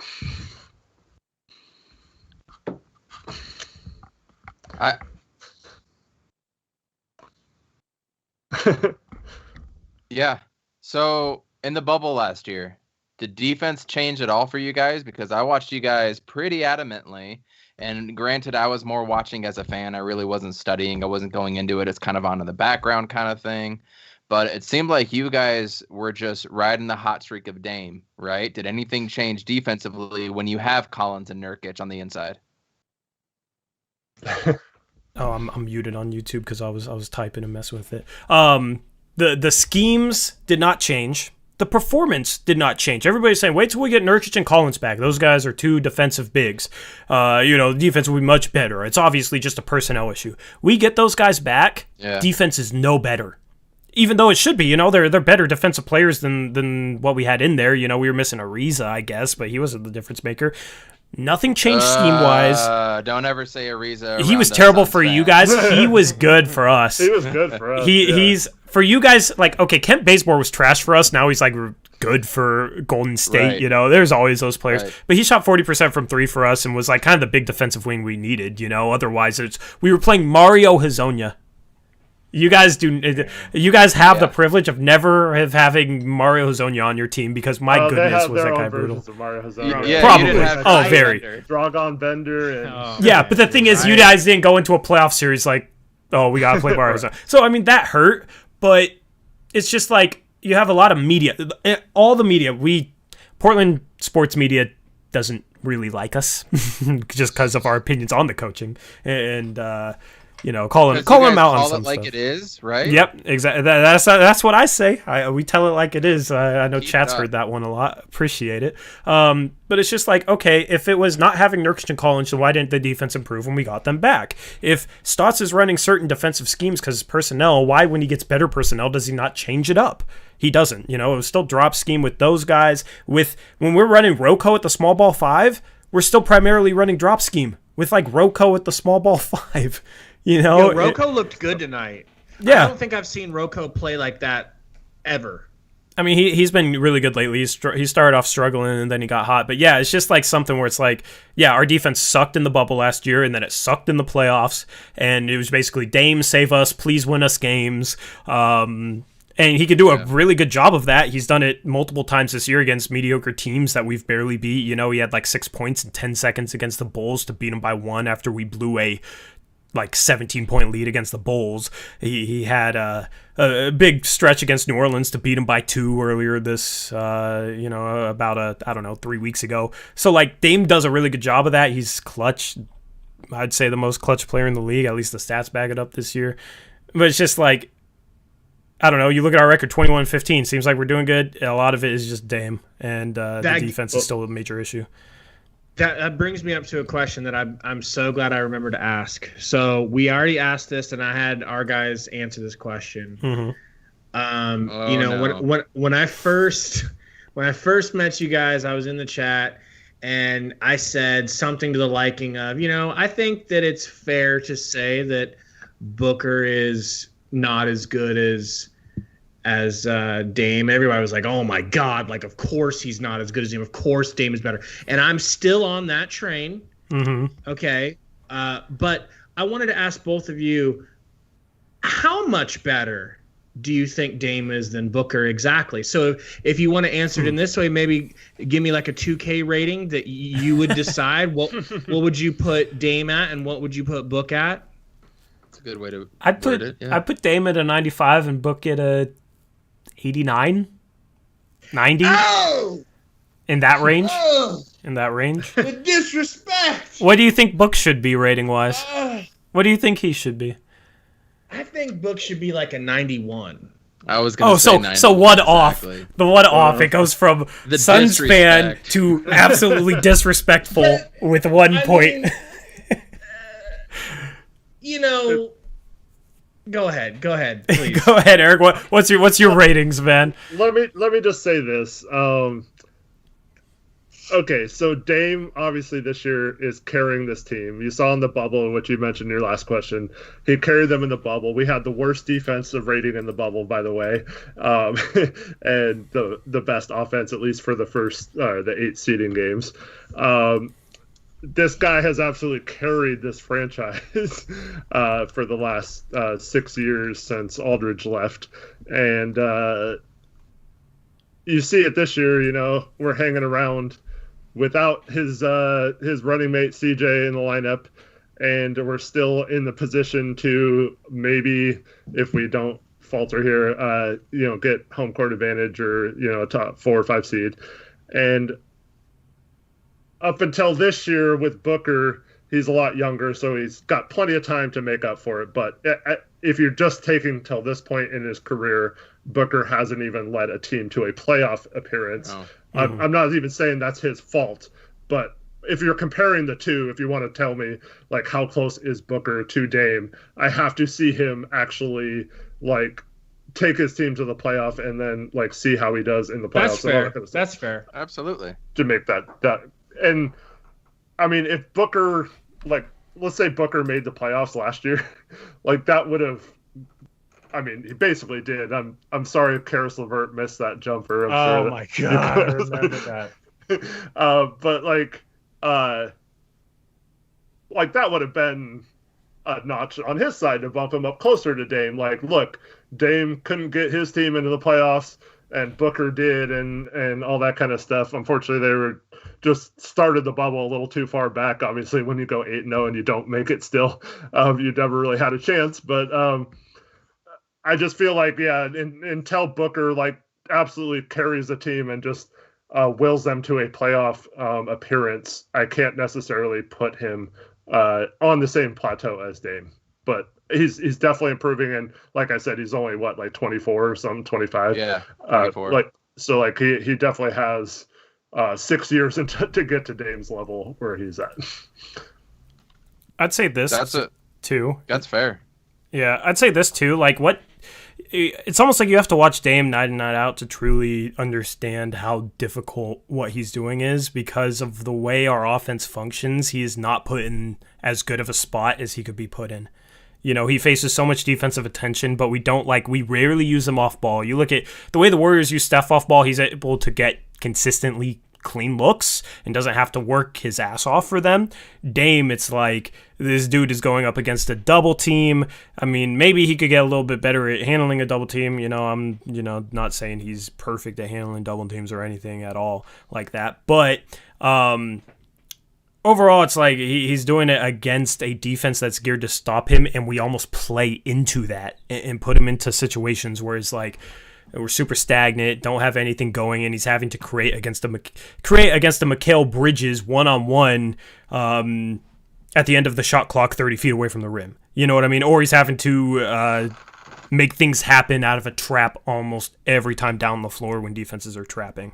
The way Monty runs his offense is like they use Devin Booker off the ball well.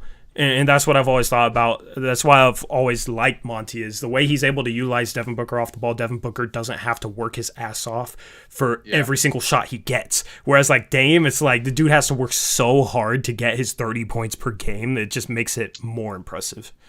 And create the entire offense through assists and like Booker could do that. It's just like he doesn't have to, which is a good thing. I wish Dame didn't have to do that, even if he averaged less points per game. Like I don't care. I just I'm jealous of that, to be honest. With Monty and Booker. I know this sounds ridiculous, guys, but I was having this thought during the game, and why doesn't Dame just pull up from 30 feet like almost every time? Like, to be honest, as the game went on and he wasn't pulling up from 35 feet, I kept thinking, oh shit, I hope he doesn't shoot here. Like he's so far from the rim, and I'm seriously scared that he's going to shoot. Like, why not? Would it be that bad of an offense to let him do that? I want to say this, and I'm sure you guys agree. I don't think most NBA fans agree. I think Dame is every bit the limitless range specialist that Steph Curry is. No less. Oh, yeah. I'd say range-wise, yes. Steph Curry, here's the thing. It's hard to compare their efficiency since Steph Curry, I don't know. I feel like Steph Curry is able to get going because he gets easier shots, and then that's when he starts hitting ridiculous stuff. You know what I mean? Like, he doesn't start hitting it until he gets a couple decent looks, moving off the ball, and that helps him build his rhythm, whereas, like, Dame is having to hit him from the get-go. But range-wise, yeah, I would say that. And I'm not the type of Blazer fan to sit here and say Dame is better than Steph. You know what I mean? I try to be pretty unbiased. Right. But range-wise, yeah.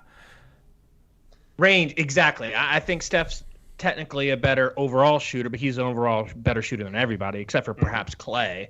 But I mean, it just seems like, man, if I was your coach, I might tell Dame, like, hey, I think I want you to shoot eight of those a game. Shoot 8, because I think you're gonna hit 4 or 5, man. Yeah.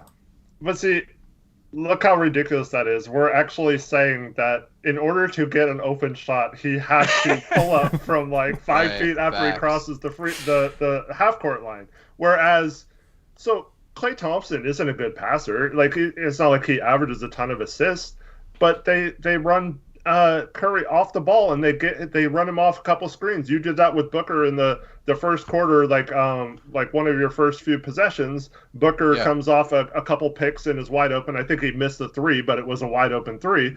And it's like, we don't have any kind of stuff like that. Like, try to get this man an open 3 from the 3-point line maybe every once in a while, instead of saying, oh, just back up like 15 more feet and you'll be open, dude. Like, but he's so good from there. But in the bubble, we saw, like, against the Nets, they were like picking him up like beyond half court, double teaming him, and so he couldn't even dribble up into that shot if he wanted to. I kind of wish he would just pull up from half court sometimes, but like he did in the All-Star game. But it's yeah, just hard like, to get going off those shots, I feel like, and that's normally the problem is he's not able to build a rhythm up to that. He's like good once he's gotten hot.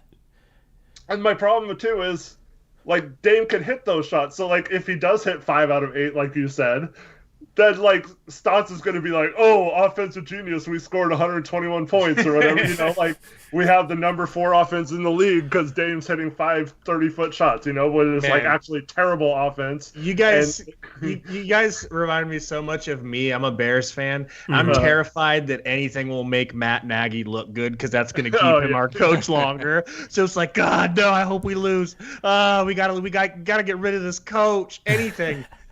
See, you guys have the good, or you have the bad football coach and the good basketball coach. We're the other way around. We're both Niners fans, so we really like Kyle Shanahan. You guys got a hell of a coach. And these guys are Cardinals fans. Talk to them. Salty. This is a basketball podcast. We ain't even going there. All right. Well, I mean, yeah, I mean, like I'm a Gonzaga fan too. Because I'm from Washington State, so I'm a Gonzaga fan, and just watching the way they play just makes me jealous. Like of the, you know, I just wishing the Blazers could play kind of the way that Gonzaga plays because I love the way they play. So, yeah, I mean, you got some good ones, got some bad ones. Matt Nagy is somebody I haven't heard anything good about from. You know, I pay a little attention. I haven't heard good words. We were just talking about Russell Wilson earlier in the show. Bears look like they're trying to trade everything on their team. I'll sell my kidneys, both of them, for Russell Wilson. I mean, I think most fan bases would. Niners would go 19-0 next year with Russell Wilson. Let's just be honest. Right. I thought you were gonna say you would sell your kidneys to get rid of Nagy, and I'm sitting here like, yeah, I'd probably do that to get rid of Stotts. I think Russell Wilson's so good he could make Nagy look good. Make any coach look good. Dame is so good, he made Stotts looks good. Yep, that's exactly the same. I mean, yeah, you know, Russell Wilson may be a little higher up on the QB list than Dame is on the overall player list, but still, it's the same thing. And that's what's hard to separate sometimes is how much of it is, you know, the coach, and how much of it is what the players are doing out there on the court, you know, on their own. But yeah, I don't know. Let me shout out Donos real quick.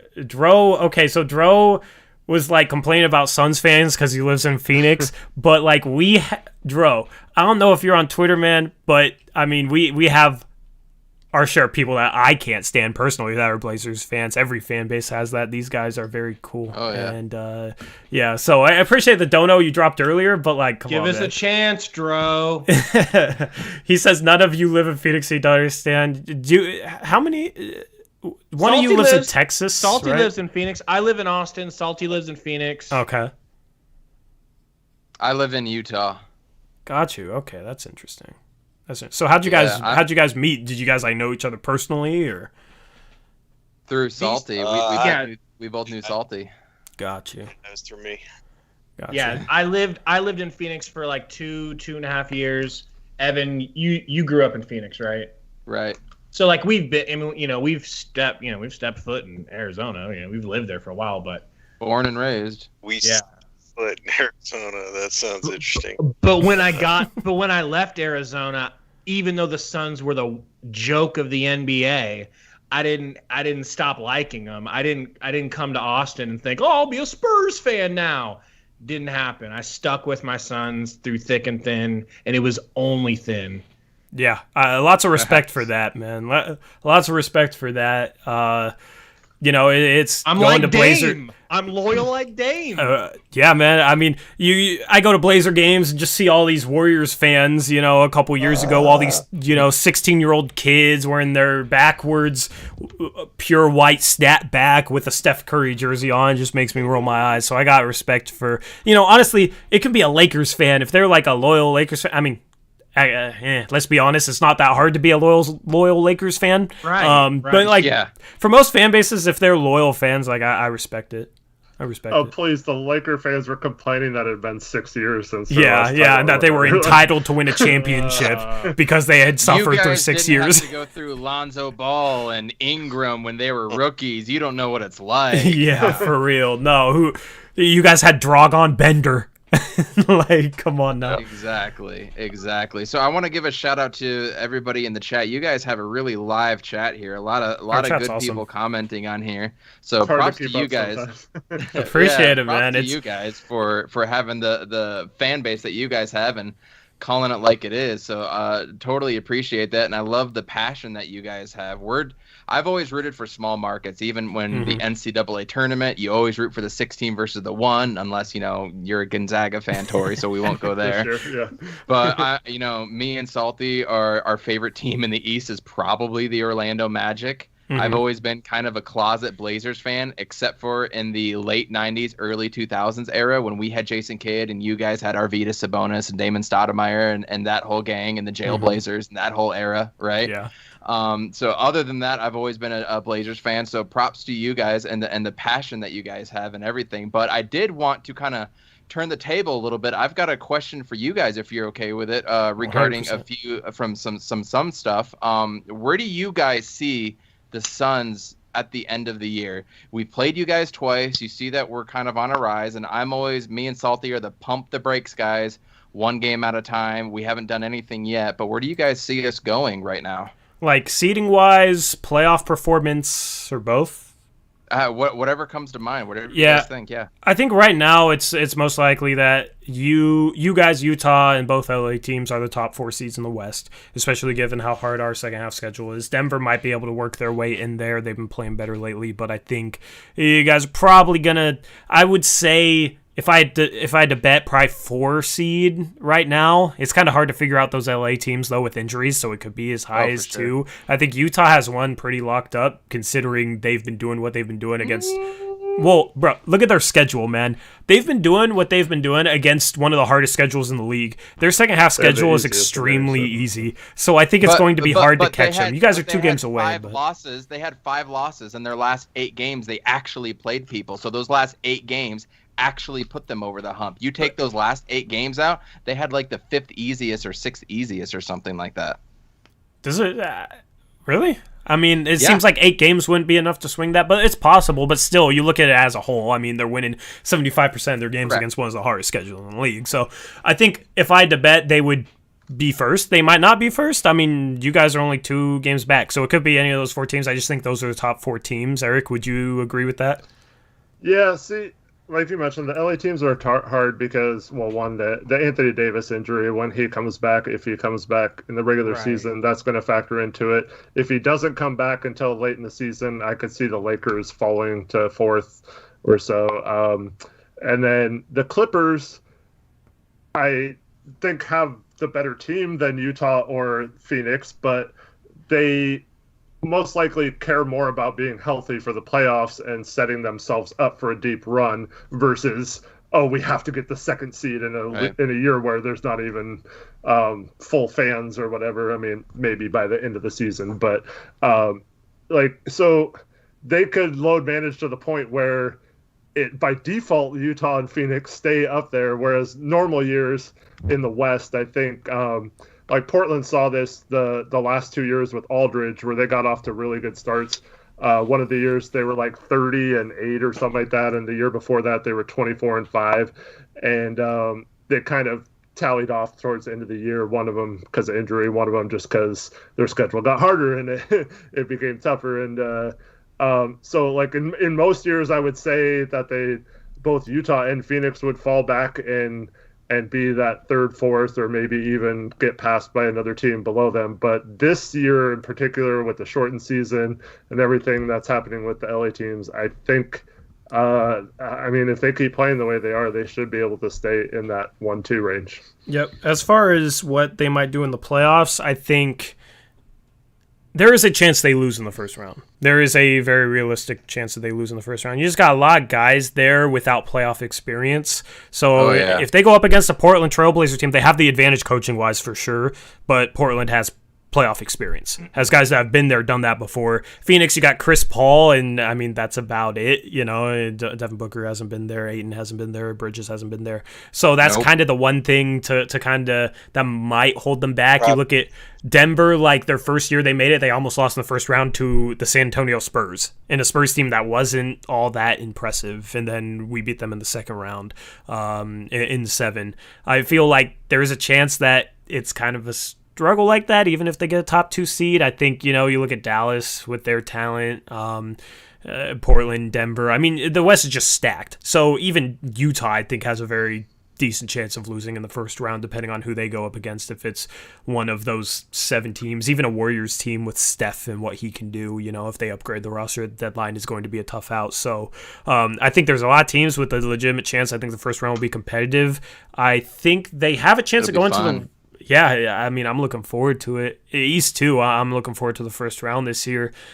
Eric, would you agree with that? Yeah, I'm pretty much right there with you. Yeah, and then... I think Go ahead. Oh, go ahead. No, you got it. I was going to say the worst case scenario would be for the Suns. Like, they get all the way up to the 1 seed, and you're all excited, right? But then the Lakers fall to the 4th, and then Anthony Davis, and they're fully healthy going to the playoffs. So you have to play them in the second round, and then all of a sudden you're facing the defending champs at full strength, and in the second round if you outlast the first round. So just based on how the LA teams, one of them looks like they might fall, or one of them could be 3rd and 4th if you guys are 1st or 2nd. So like trying to go through one of those 2 teams who I think once the playoffs come around would be more suited to beat both Phoenix and Utah is going to be tough, and Portland if you want to include that. I think they're both better suited. I'd say this to if like those 3 teams. Yeah, I'd say this. If Phoenix could get a second-round matchup against Utah, they could definitely make the Western Conference Finals. Same thing with Portland. Same thing with Denver. Maybe even Dallas. I mean, Dallas has had a tough schedule and been kind of banged up, but they're starting to play better. They've won 7 out of their last 10. But I don't have confidence in Phoenix being able to win a series against the Lakers and the Clippers. Never say never. It's possible. And I don't think those 2 teams are like worlds ahead of any team in the West. Like I wouldn't be shocked if... I feel you on that. That it is tough to sit here and say we could beat the Lakers or we're gonna beat the Lakers if we go up against them in the playoffs, because it is LeBron. It is the refs reffing for LeBron in the playoffs. We experienced that last year. Very fun. Yeah, AD is absolutely no joke. He is no slouch. He's everything they say he is. But outside of those 2. Who are we talking about for the Lakers? I don't like their depth. Who? Yeah, I don't like their depth. Schroeder. Go ahead. Didn't like that pickup. Schroeder, I didn't like that pickup. I don't think he fits. He's regressed. I thought last year was an outlier. Harrell doesn't guard the pick and roll well. Kind of got exposed in the playoffs for the Clippers last year. Like I don't like their depth, to be honest. I'm there with you. Not at all. No depth, and that's the Suns' strength. So that's why I guess when I'm sipping the Suns Kool-Aid, I go down that road. What do you think, Salty? What do I think on the Suns' potential is where they're going to go. And agree. Blazers. Man, when's McCollum supposed to come back? Next week. He's day to day. Yeah. So, all right. So I'll tackle the Phoenix situation first. I agree with what these guys have been saying about playoff experience. Crowder is on the team, and he did make the finals last year. So final starter. That's one of the things you got to take into account there. So Chris Paul, very experienced in the playoffs. Devin Booker, he played in the bubble, which is not the playoffs, but it was similar-ish because they had to win every game that they played in there. It was a win or go home kind of situation. Yeah, I'll say. Yeah, sorry, let me interject real quick. You're just facing a different team every game for those 8 games. Yeah. It's different when you're playing the same team, up to 7 games in a row, and they're making adjustments and gearing their defense to stop you. For sure, but like who could match up with the Suns' depth? You know what I'm saying? Like the depth on the Suns, I would say arguably is the deepest in the NBA. I think Portland's depth is up there with you guys, honestly. I mean, if healthy, you got Gary Trent Jr. If Rodney Hood could get back to what he was doing last year before his injury, he was like shooting 50% from the field, 50% from three. You know, I like Rodney, and you know, I want Otto Porter off the buyout market to kind of replace his role. I'm a big Otto Porter fan, but so maybe it improves. But right now, you'd have, you know, Gary Trent Jr. and then Rodney Hood or Nasir Little, even, who's been playing great, Carmelo and Cantor. You know, that's a pretty good depth. Like, right number wise, how many can go deep? Like, what's your rotation? How many players play? Since Zach Collins is out this year, like, that's the thing, is like, if we had Zach Collins too, he would factor in. But like, you guys go 11 deep. Yeah, generally we play 9. Like, I think once healthy, Nasir Little will get the short end of the stick, which is a shame because he's been phenomenal this year. Anthony Simons won't play. I think it'll be Simons won't play, Little won't play, and it'll basically be a 9. Like, CJ McCollum is basically the backup point guard. He gets staggered with Dame, so he's the backup point guard, and then it'll be like Trent, Hood, Melo, Cantor. Or if we make an upgrade, you know, I'd love to get Otto Porter Jr. So it's, you know, Trent at the 2, Porter at the 3, Melo at the 4, Cantor at the 5, or maybe it's Aldridge at the 5. He might come back to Portland. I don't know. We'll see. Legitimately, the Suns like have people 15 that deep. We can go through the full roster. Can't even get our 10th overall draft pick into a game because we're so deep. Can't even get Etuan Moore or Javon Carter on the court because we're so deep. Can't get Langston never misses a 3 on the court because we're so deep. But I will argue for you, Tori. 12 deep is 12 and is deep enough. You don't need to be more than 12. Yeah, I mean, I haven't even mentioned Harry Giles, who was like a decent player last year. And you guys picked him up, right? Yeah. The Kings? We just don't use him well. That is a good pickup. Yeah, we just don't use him well. We also don't know what moves will be made between now and the deadline. But in the playoffs, it's typically like 9. I mean, maybe 10 if you want to use your depth. So anything deeper than 10 kind of goes out of the equation when you're talking about playoff runs usually, unless you have an injury. But for sure, if any of our stars are injured for the playoffs, I think we're screwed anyway for both of us.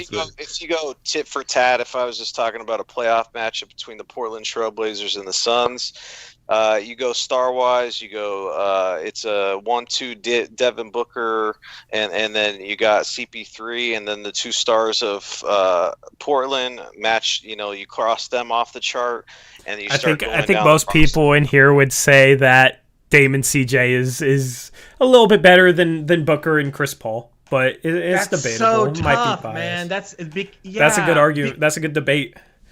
It is. They're very close. Defensively, I think that obviously CP3 gonna get that ass defense. He is there, and you know what I'm saying. Booker stepped his game up, but I'm just trying to say, close. Like, I'll give you that. Once you go outside that, then you start crossing off the check marks, like who matches up with who. Mikal Bridges, for example, is a lockdown defender. I think he swatted Lillard a couple of times when he came in. He and Rocco are kind of the same way, I think. Yeah. So Jay Crowder and Rocco are kind of the same way. Yeah, they're that big body, short 4. Yeah. So it's just like you start going down the list, and then you start crossing them off, and then you get to the bench, and that's where it's like, then you start your bench matchups. Because this year the Suns, the reason why they've been a little bit different is the bench would come in and actually increase leads, not decrease them, because of like our bench won the game tonight. Yeah, Dario Saric could be a starter on any other team. Just really campaign killed it tonight.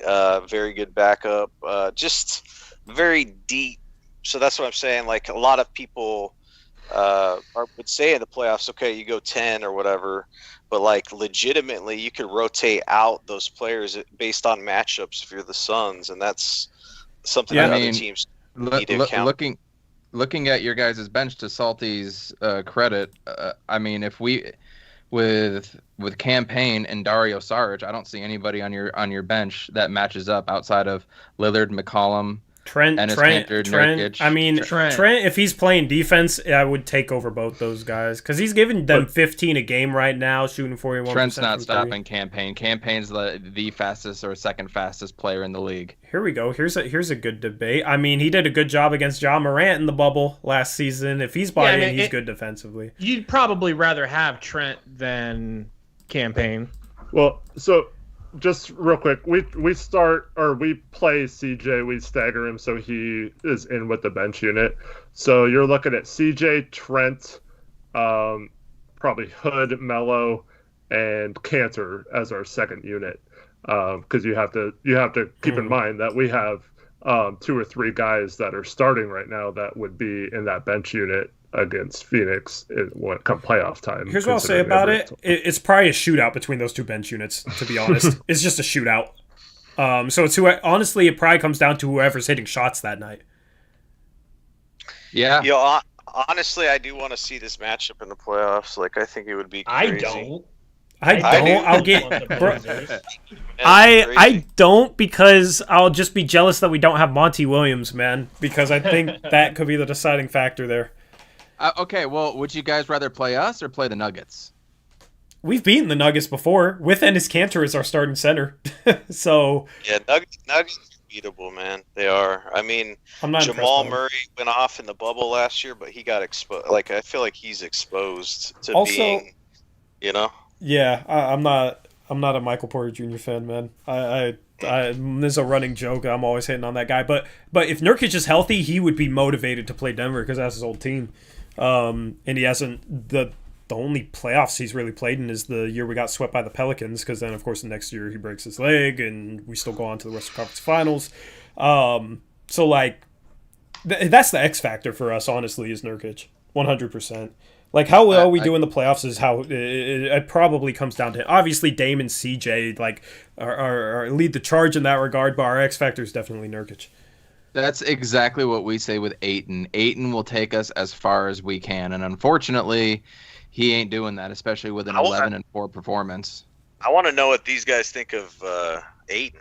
Yeah. What do you guys Especially think? us sitting him the entire Gabe, fourth quarter. Mute yourself, Gabe. Mute yourself on this. Well, we talked to Gabe earlier about it. We talked to Gabe. In depth about it, yeah. We talked to Gabe. I don't know. I mean, I don't watch you guys enough to really have like a well-informed opinion. I mean, I always thought of him as an offensive big, but I mean, like he's decent offensively, and Gabe was saying he's good. He's better defensively than he is offensively. Like he's a decent player. I probably wouldn't say Nurkic if Nurkic is playing at his peak potential, like kind of how he's playing before he broke his leg, I would say is better than Ayton. But Nurkic, the way he played this year, Ayton's probably better than him. Totally fair. Let me just say this. So there was a game against Portland rookie year where Ayton actually posted up like 3 times in a row and scored easily. And then, like, I didn't see it again the rest of the game. And then you fast forward to, it's a few years later, right? And, or 2 years later, I guess. And Ayton got, I think it was 3 possessions, maybe just straight post-ups in this game. And all 3 times he turned around, stood there, and then took a, 12-foot jumper, right? Yeah. And, that guy, where's the spin move? Where's a dribble to the lane and do a little hook shot in the lane?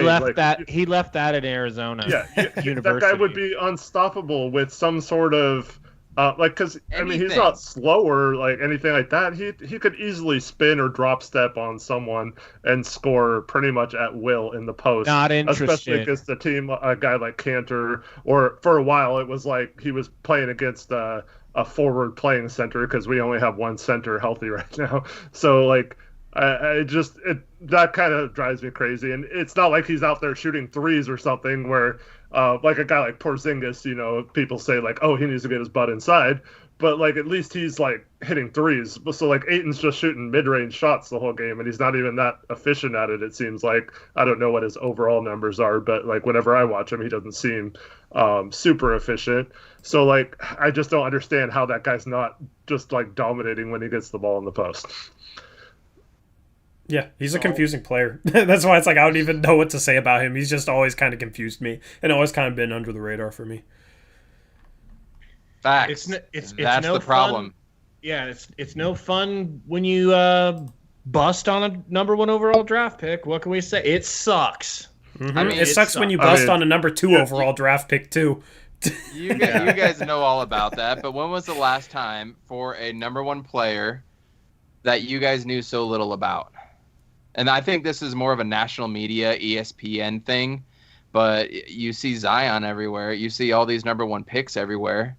Who was the last guy that was picked number 1 that gets no love from anything? Anthony Edwards. Anthony Edwards. He doesn't get any love. Where's he at? I would say maybe Kwame Brown. Anthony Bennett was more sooner. What were you saying, Eric? Wiggins isn't that good. I've always thought Wiggins is overrated, but he had a ton of hype. Like Anthony Edwards, I felt like wasn't hype because you had LaMelo kind of overshadowing him. Sure. And James Wiseman, I think, had a little more hype than him. I don't know. I mean, Anthony Bennett, I guess, could be another guy you put up there, but like everybody was like focused on him being a bust. DeAndre Ayton is it's always kind of confused me how he's flown under the radar, but I guess that's what you'll have when you have Doncic and Trae Young go 3rd and 5th. Isaac Thomas in the chat said Markelle Fultz. That's another good one there. Yeah. A little different situation. Yeah, that weird, injury / just losing his confidence and stuff. I feel like that doesn't apply because I feel like he would have been borderline all-star at least if he never had that happen. It's a shame, man, because like I'm a Gonzaga fan. I also kind of like the Washington Huskies, so he was a Washington guy, and sucks to see what happened to him. Especially, okay, you guys were talking about how like Orlando's kind of your East team. I just feel bad for them. Like, yes, Indiana's always kind of been my East team a little bit, and Indiana and Orlando are just so injury riddled, especially Orlando. It hurts to see. It is. I was so high on Jonathan Isaac, and then in the first or second game in the bubble, he goes down. Can't shoot. Play this year. No, Jonathan Isaac is going to be really good. I'm telling you, if he can ever turn around. But then Markelle Fultz gets hurt, and then yada yada yada, and everything happened with the Pacers this year. And hopefully, I'm really hoping Karis LeVert comes back this year, which he should. And I'm hoping he does some good things for them because I thought that was a great pickup for them. I thought Karis LeVert and Domantas Sabonis is kind of perfect for that small market team. Now, one small market team we all hate, I'm sure you guys do, is the Utah Jazz, right? Do you guys hate the Jazz as much as we do? I don't hate the Jazz. Thing? Eric dislikes them more than me. I don't have hate for the Jazz, so to say. I don't know. I like their players generally. Like their fan base is something else. I'm not going to talk on that. But overall, like their players, I don't really dislike any of their players, so it's hard to dislike the team. I get salty. I don't like them. Eric doesn't like them. I mean, I was really high on Mitchell in that draft. I was kind of hoping we would take him when we traded up and took Collins. And then I was pissed at Denver for trading the 13th pick to them and and allowing Utah to go up from 24 to get him. Dude, imagine if they had Murray and Mitchell as their backcourt. And then, it's like Gobert. I don't like him personally, but like it's almost like people underrate him so much that like I kind of root for him because like. You see these people like, oh, Gobert's trash. He's like, can't do anything. Yeah, he's not trash. Yeah. So like, I kind of have flipped on that. Obviously, his antics last year in March were not good. Mm-hmm.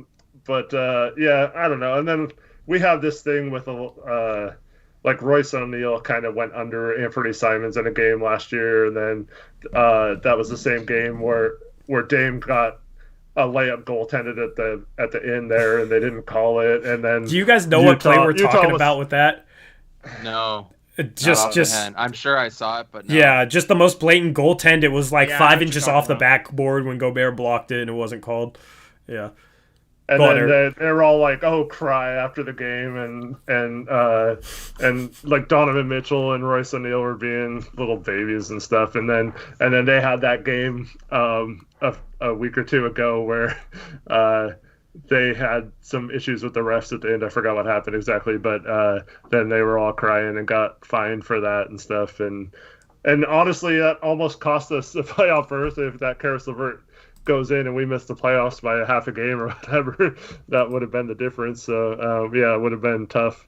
But yeah, I'm 40 years old, 41, so like I hated Utah my whole life back to the Stockton Malone days. See, I don't have that experience. I'm the younger one, so. No, I'm the same way, and I think Salty would probably be the same way as well too. Right, Salt?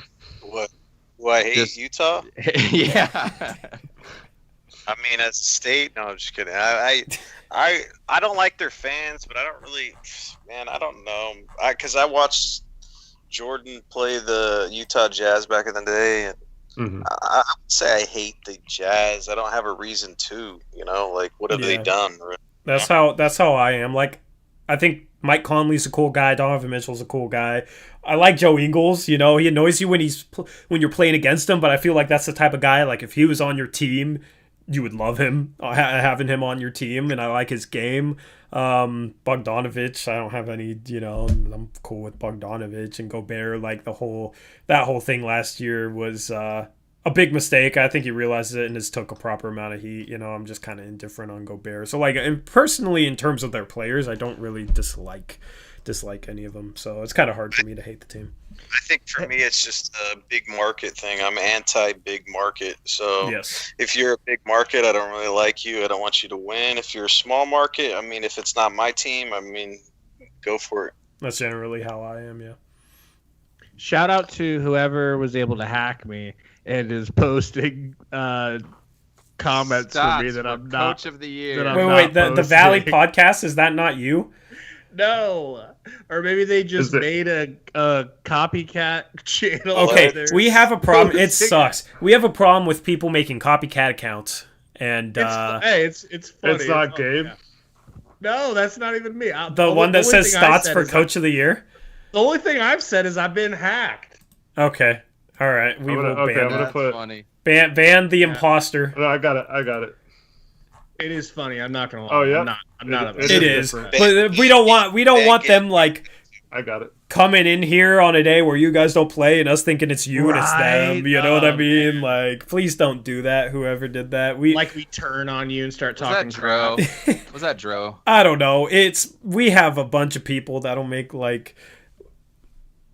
Burners like Mario. We had like Mario Hazonia in chat for a while, and Terry Stotts in chat for a while, and then people imitate us. And people imitating us, imitate other people. Yeah. It's just a mess. Hey, man. So that's why you can't steal our mods, because our mods said they were watching your stream, we were enjoying it, but we actually need our mods because we need help with it. It gets rough. Right. Now it's just a price of you guys being this famous, Man, what? Wait, who's the one here with the 13,000 subs? It's not us. 14. 14,000? It's 13.9, Salty. Yeah, just dwarfs all of us, so. Your gaming channel. Yeah, man. It's doing its thing. We're out there. I know exactly what you guys go through. All the mods are the most underappreciated aspect of live streams, because there's all kinds of trolls that come out, man. The trolls come out at night. The imposters, they need to, for YouTube, they need to make it so where, I don't know if you guys see this, but like you click on the name and you can't go to their immediate channel. That needs to change, dude, because if they have an imposter channel and they're just how you got to be able to go and see or get vetted or something. There's a lot of things they need to add to their live stream, man. It's been like stuck for this way for multiple years. It feels like it's one thing we want added is just a option to make a poll, because we do our Mondays, Thursdays. We have a second channel that we stream on, Blazers Uprise Live, and we do picks and we have chat. Chat's actually in the lead. We have our three mods pick. I pick, Eric picks, and then chat has a pick, and we do the first 15 votes, and whichever one chat votes for the most is their pick, basically. I wish we could just do a poll where I could just post a poll and they could vote on it, and then we move on to the next game, post new poll. It'd be so nice. We need to tell YouTube that, man. Get on it. They've made some changes that are good for their live stuff, but they have a lot a lot of room to improve. Let's just put it that way, you know. Yep, I've looked at Twitch. It just confuses the hell out of me. Yeah. It's too much. Real quick, let me get to a shout out. Andrew Miller with another $5 donation. He says Brandon Roy. I don't know if that pertained to a conversation we were having earlier, but thanks for the dono again. Apologies to Shaggy Squid. He dropped a dono that I didn't read off. Like, chat will show you a certain amount of messages and then they disappear, and chat's been popping. So Shaggy Squid dropped a dono. Appreciate it, man. Andrew dropped one before that. I think it was just kind of echoing our sentiments on, Dame getting trapped and whatnot. So appreciate Andrew as well. Sorry for missing the comments on those. With those two guys, if you repost what you said, I'll read it off. You don't have to redonate, just post it in there. I think Andrew Miller said these should be our Suns guys on one of them, like every game. I'm down, man. Yeah, definitely. We'd love it. Yeah. I want to start kind of collaborating with creators from different channels. We'll be doing our trade deadline stream. We have 3 big streams a year. It's a draft stream, a free agency stream, and trade deadline stream, and we kind of go all out on the graphics for that. And it'd just be cool to say the Suns make a trade, bring on one of you guys for 5 minutes and get your thoughts on the trade, if you like it or not, and be able to do that with a couple different platforms, fans of other teams. That's kind of what we've been trying to do. This is our first year, and we just started at the beginning of this year. So anybody head over to our account at Suns Valley Podcast on Twitter, Suns Valley Podcast on YouTube. Like, subscribe. We've done a couple crossover shows. We've got somebody in the San Antonio market that we hook up with every once in a while. We've got somebody in the Denver market that we hooked up with that does their own podcast as well too. Very passionate guys, very knowledgeable. And then we brought on somebody in Dallas from the MFFL's podcast. So these have been our most successful podcast by far. So this is definitely the way to go, and we'd love to come on and we can get you guys in with the other ones too. We'll give you guys their Denver, Dallas. Man, wasn't that Denver podcast like pretty big like theirs? Yeah, it was. That was right after we played them in a back-to-back earlier in the year. That was one of the big ones for them and for us.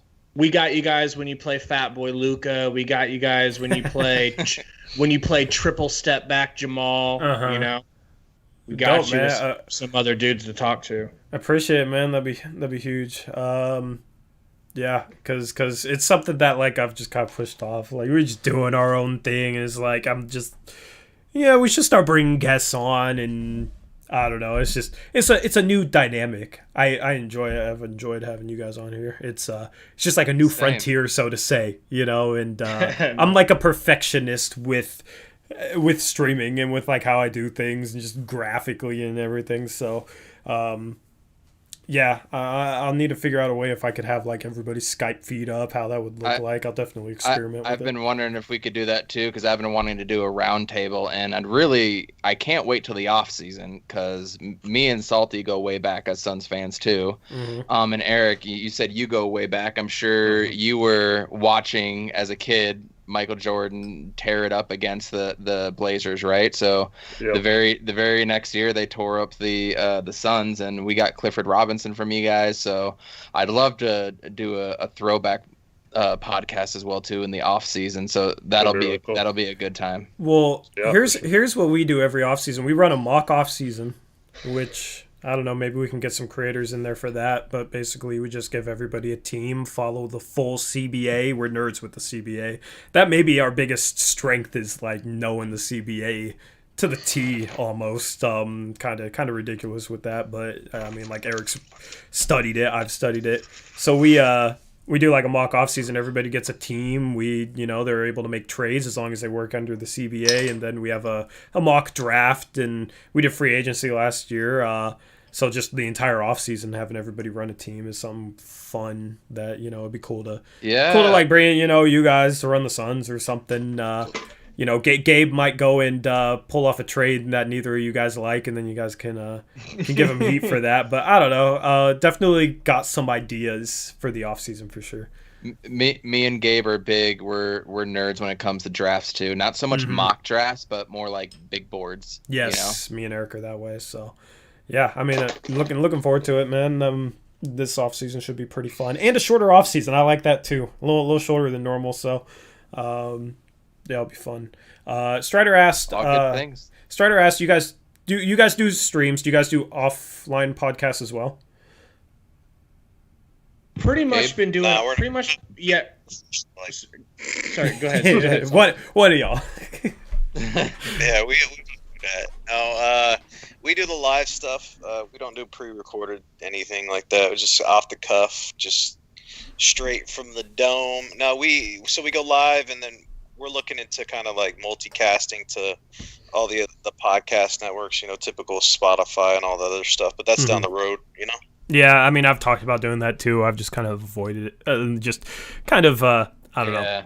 I haven't gotten around to it. It's nice to be able to stream and not have to worry about the process of getting something uploaded and whatnot. But like I've actually been in the process of getting a website launched with like writers and whatnot. That was kind of like the next step. And that's big. That's smart, man. That is smart. It's a lot of work. So it's like with how jam-packed the games are, I've kind of like put that off. But this offseason, that'll definitely be something that we're trying to do. Good. Real quick, let me get to Gordon's donation. He says meringue cookies and Aaron Gordon. Good old meringue, man. Okay, I've seen in the chat. I have to ask now, what is up with Aaron Gordon in the chat? A lot of Portland Trailblazers media thinks he's our savior, basically. Is that how you would explain it, Eric? Yeah, basically because he's like the best defender of all time, and he's like the perfect person to give the ball to so Dame doesn't get trapped so he can create offense. But honestly, it's just because he does cool dunks, and people are always like overvalue players like that who are super athletic. Whereas like if you look at his numbers, they haven't really changed in 7 years in the league. And the only thing that really has, I mean, he's averaging a little more assists this year, but his turnovers have always also gone way up. So someone with that athletic ability, and it's kind of, I kind of feel the same way about Ayton. Someone who has that kind of talent and never improves year to year, and then I don't know, it just seems like there's like a work ethic or a basketball IQ issue there that will never really be fixed. So like I like to stay away from guys like that, but there's a huge portion of the fan base that thinks he would be like our Draymond Green and like run the offense and magically make all our problems disappear when they don't realize that not our only problems that, are deeper than that. Yeah, not only that, a lot of our fan bases, they're basically told to think this way because it's basically the media that covers the team. We have horrible coverage of the team, horrible opinions. Just, oh my goodness, don't get me started on that. But basically, if we want to be better than last in the league in terms of ball movement and assists, we have to have a guy like an Aaron Gordon or a Draymond Green at the 4 in order to accomplish that. Is basically a lot of people's opinions. Yeah, I feel like y'all are going after the wrong ones. If y'all were to get some sort of package together for Sasha Vucevic, that'd be Sasha. Way. He said Sasha. He said Sasha. Mooch, my bad. Nicola. Yes. Okay, Vooch. Reese Vooch. loves He's Vucevic. the wrong big man in Orlando. Yeah, Ahmad Reese loves Vucevic, but we got Nurkic. Like, if Nurkic can be healthy and play up to his potential, I think he can be almost as good as Vucevic is. I love Nurkic because he can pass. He's a playmaking big. He's a good rim protector. He was kind of out of shape this year and struggling in that area. Like, hopefully he's in better shape because it was a wrist injury, so he could still, condition. But he's been getting injured year after year after year. I mean, yeah, it is a worry with him. The broken leg, I feel like, was fluky, and just the way he landed, I feel like a lot of players would have probably broken their leg on that, so it's like, I don't know if that's, him. I think he is a little brittle boned, but I don't know. It's tough. He is a bit injury prone. But, I mean, Vucevic has had some injury issues before, too. Like, a lot of bigs, it's hard to find a good big who doesn't have some sort of injury concerns. And, yeah, Vucevic would be great just to plug in right now. But his contract is we don't have a lot of big contracts to match salary for him. Yep. other than players like Dame and CJ, who we wouldn't want to trade straight up for him.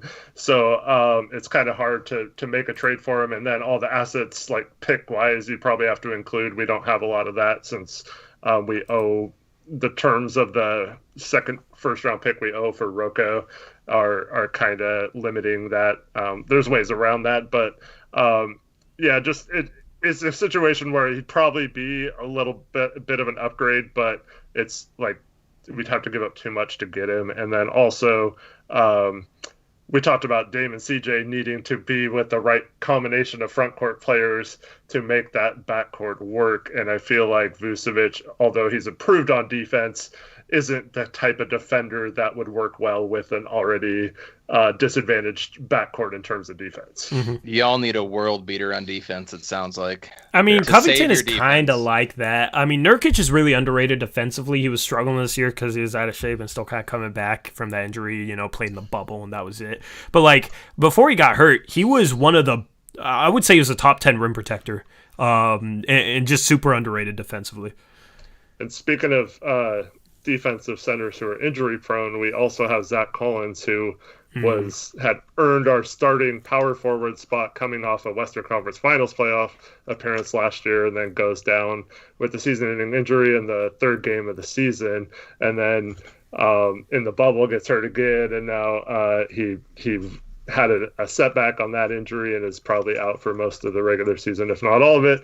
But he was really the answer to that problem because he's like a quicker, he can guard the perimeter a little bit, and he's also a good rim protector, uses his verticality well and stuff like that. So he was going to be our answer to that. So it's sitting there on the roster with injured guys. It's just frustrating that we don't necessarily have that. Yep. So hopefully LaMarcus Aldridge comes home. Well, he's terrible on defense now, too. Yeah, I mean, like maybe he's passable at the 5. A lot of fans want to bring him back at the 4 to play him off the bench at the 4 next to Canner. And I'm just like, hell no. Like Melo at the 3. Melo at the 3, Aldridge at the 4, Canner at the 5. That's disgusting, man. There's a lot of offensive talent, but we'd be giving up more points than we'd be getting. Good I feel stuff, like Aldridge might be a good pickup for you guys, if you had a Backup chance center. to. He almost went there. Yeah. I'd rather take Drummond, I think, defensively, because you saw it tonight. We need defensive. We need defensive reboundings. That's what we need. That's all we need. And then maybe we could get a fresh start with Ayton, put him at the 4 because that's what he played in college, and say, here, let's let's try this for a while. I still don't think Ayton at the 4 is the best idea, to be honest. He shot poorly against you guys, but I promise you that was uncharacteristic. He's got a good jumper. Mid-range, but that doesn't provide you much spacing. Like I feel like you wouldn't want Ayton next to Drummond spacing-wise. It would allow teams to load up on Chris Paul and Devin Booker more.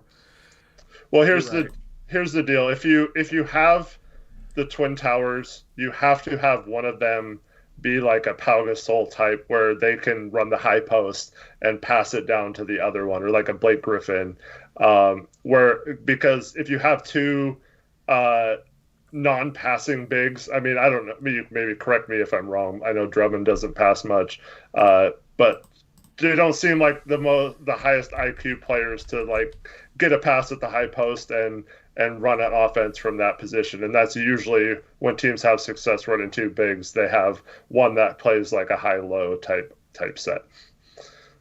You're 100% correct, and there's a reason these dudes are getting bought out too. LaMarcus Aldridge is getting bought out by the Spurs when they're in the middle of a playoff run. Yeah, It's not like they're 12 games below 500. It's I have heard he went to them and said, "I'm done."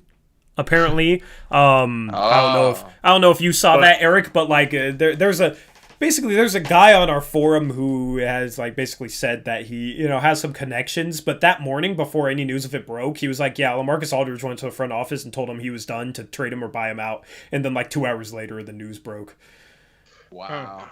Also, it's like the people that want Aldridge, it's like the Spurs are right there with us in the playoff race, and they're dumping him like So that what makes you think that he's like a great pickup or would help us? Like they're obviously saying he can't help them, and also when he was here, the team had to walk on eggshells at all times, like worrying about how sensitive he was, and like Adidas signed Dame, and they put up a billboard in Portland, and he, I guess, had to drive by it every day and got mad that Dame was getting more attention than him and all this stuff. It's like not, and then he gets mad at the Portland organization when it's not even them putting up the billboard and stuff like that. It's just like such a headache to have to deal with players like that. And we've heard this from people who like work for the team, like 100% trustable sources. Like he was a bit of an issue here. Well, Woj had an article about it. Yeah. My Spurs Connect has been texting me. He's one of my close friends. He's been texting me this whole game, talking about Dame and everything. But he's listening right now. He said Aldridge can pass and shoot threes, and he's aggressive on defense. Spurs are not on a playoff run. They are rebuilding. I mean, it sounds like a guy who, if he's your Spurs Connect man, he's really doing his job trying to raise his trade value. I mean, like we saw the guy play for, longer than he's been in San Antonio. Sure, 9 years. So, yeah. So passing wise, I don't think he's an okay passer, but I don't think he's exceptional in that regard. I mean, he's playing 26 minutes a game this year, getting him 1.7 assists per game. Rebounding wise, he's been awful this year. He's regressed rebounding wise. Last year in 33 minutes per game, he got him 7.5 rebounds. This year in 26 minutes a game, it's down to 4.5 rebounds. For a guy that you probably have to play at center for him to be serviceable defensively, that's very poor rebounding numbers. Defensively at this point, I think he might be okay-ish at the center at best. Can't play him at the 4 now. He's too slow. So it's like you're getting a guy who's, I don't know, he's a stretch 5 who might be okay defensively. I mean, like, yeah, there's a market for that, but I think there's a chance he gets bought out because they can't find anything worthwhile to trade him for. I don't think he has as much value as a lot of people think. Which is why I'd rather have Drummond. I'd rather have what you're going to get then. And it sounds like he's just kind of a head case or has been. Yeah, if Ayton can guard on the perimeter, your whole Twin Tower idea would be more feasible with like Aldridge and Ayton than it would be Drummond and Ayton. I still probably wouldn't do it, but it'd be more workable. But I don't know. Like, I think the perfect backup center for you guys would just be a rim protector and a lob target, a Nerlens Noel type. Like, I don't think you need to get too fancy with it. Just a cheap Nerlens Noel type. Like, he's probably not getting traded. New York's been competitive, but just a guy like that. But then look at Nerlens Noel. But look at what we did tonight. It seems like Monty is pretty set on having Saric play the 5, the backup 5, and doing a small ball 5. And I mean, I hate to break it to everyone, but it worked tonight. Well, that's what he did in the bubble. That was the exact recipe for success in the bubble, which was a shock why I didn't see it when we started this season. But then he went out with injuries, didn't start the season. He got COVID and was out a month. So, but Saric is our glue guy. Mm-hmm. He is the guy that holds he's a walking 16-8 with 4 assists when fully healthy. And there's not a lot of backup centers that'll really make a guy like a Dario Saric pay for being played at center. We do have one of the few, though. A Cantor would probably dominate him on the boards. I mean, Cantor dominated on the boards tonight against Ayton anyway. Had 6 offensive rebounds. But most centers, aren't going to make a guy like Saric pay. So I don't think you guys need a center as badly as a lot of, the rumors suggest. Yeah. That made me mad that we were trying to guard him with, like, Hood and Rocco in the post, Sarge. Yeah, but it's like Rocco's fine. I feel like guarding him in the post, Eric. But like Melo was in the game. Like I feel like Melo's, not necessarily a better defender, but like he can bang a little bit. He's got like a little chubbier body to like guard him, and then you put Rocco on a perimeter player or something. I just felt like that would have been a better matchup. But what pissed me off was the one possession where they post up Saric. Okay, we don't go to double him. We let him kind of back down Rocco. He gets kind of close to the paint, and then all of a sudden, like it was almost like every single defender just like sucked into the paint. And Sarge just kicks it weak side to the corner. It's like, you don't need that much help on him. If he scores down low on Rocco with Rocco in decent position, you live with that. Maybe you send one guy to help. No, we like all 5 guys collapse into the paint and just the corner's just wide open. And it's not even like collapsing to the ball though. That was frustrating. It's like if you just run at him, he doesn't have the passing angle to get that pass to the weak side corner. No, it's like everybody just goes and stands in the paint and gives up the corner 3. He just has an easy kick out and nobody's there. And that's like the typical, that's like a perfect example of what's been wrong with our defense this year. You see, Gabe, those are things that Ayton would not do. Ayton would not even garner that attention. Well, Drummond wouldn't either. Yeah. No, Drummond, we wouldn't pass the Drummond down there. Well, yeah, you don't want to. I mean, you see that dude's finishing clips this year. He's shooting 47% from the field, and he doesn't shoot jumpers. That's real bad. Pass. Real quick, let me get to Shaggy Swid's comment from his dono earlier that we missed. He said, we set Dame up to fail by setting screens that let teams trap and double, and we lead the league by far in contested shots in a game taken. Yep, agree with all that stuff. Thanks for the dono, Shaggy Squid. Sorry we didn't see it earlier. Yep, that's been a stat that I've seen, is that we by far have the highest percentage of contested 3-point attempts in the league. Like the highest percentage of our attempts are contested. We missed Bozo's dono. We lagging a little bit, a little midnight lag. Huh. That's so weird. Bozo's donos. Are we lagging on YouTube, Eric? It looks good to me. I'm watching you guys on YouTube. It looks Are good. we? Okay, I think it's fine. We'll have an issue where like our Skype will be completely fine, but like the YouTube stream will lag. I don't know why. It's very confusing. Dro had a $2 donation. Yeah, let's think the donos. When was the last time Phoenix won a championship? You mean it hasn't happened. The Phoenix Mercury? Yeah. Does that count? Like, guy. I mean, does Brittany Griner ring a bell? Yeah, come on, Dro. It's just, guys, I mean, I'm pretty sure there's not many people older than me in this channel other than my mom. So, like, most of you haven't seen a Blazers title either, so that's stupid to talk crap. I hate, okay, Dro, I don't like that because I haven't been alive for any of my teams in anything win a championship. Okay, Gonzaga's never won. I've never seen the Niners win. I saw them choke last year. I've never seen the Blazers win. The Mariners are a laughing stock. You didn't see the Niners over the Chargers in Super Bowl 29? I was born in 96. I am 24. So, yes. The only championship I've gotten to experience doesn't even count. It was in NASCAR, bro. It was in NASCAR. So, yeah, I don't talk trash about championships. And the only one me and Salty have is the 2001 Diamondbacks. That's it. Yeah. Yeah. So For me, that 49ers Super Bowl that you just mentioned against the Chargers was the last one of any of my teams as well. Yeah. Yep. Well, I got a couple of back-to-back college championships with the Huskers. Mm-hmm. Are we trash now? Let's not talk about that.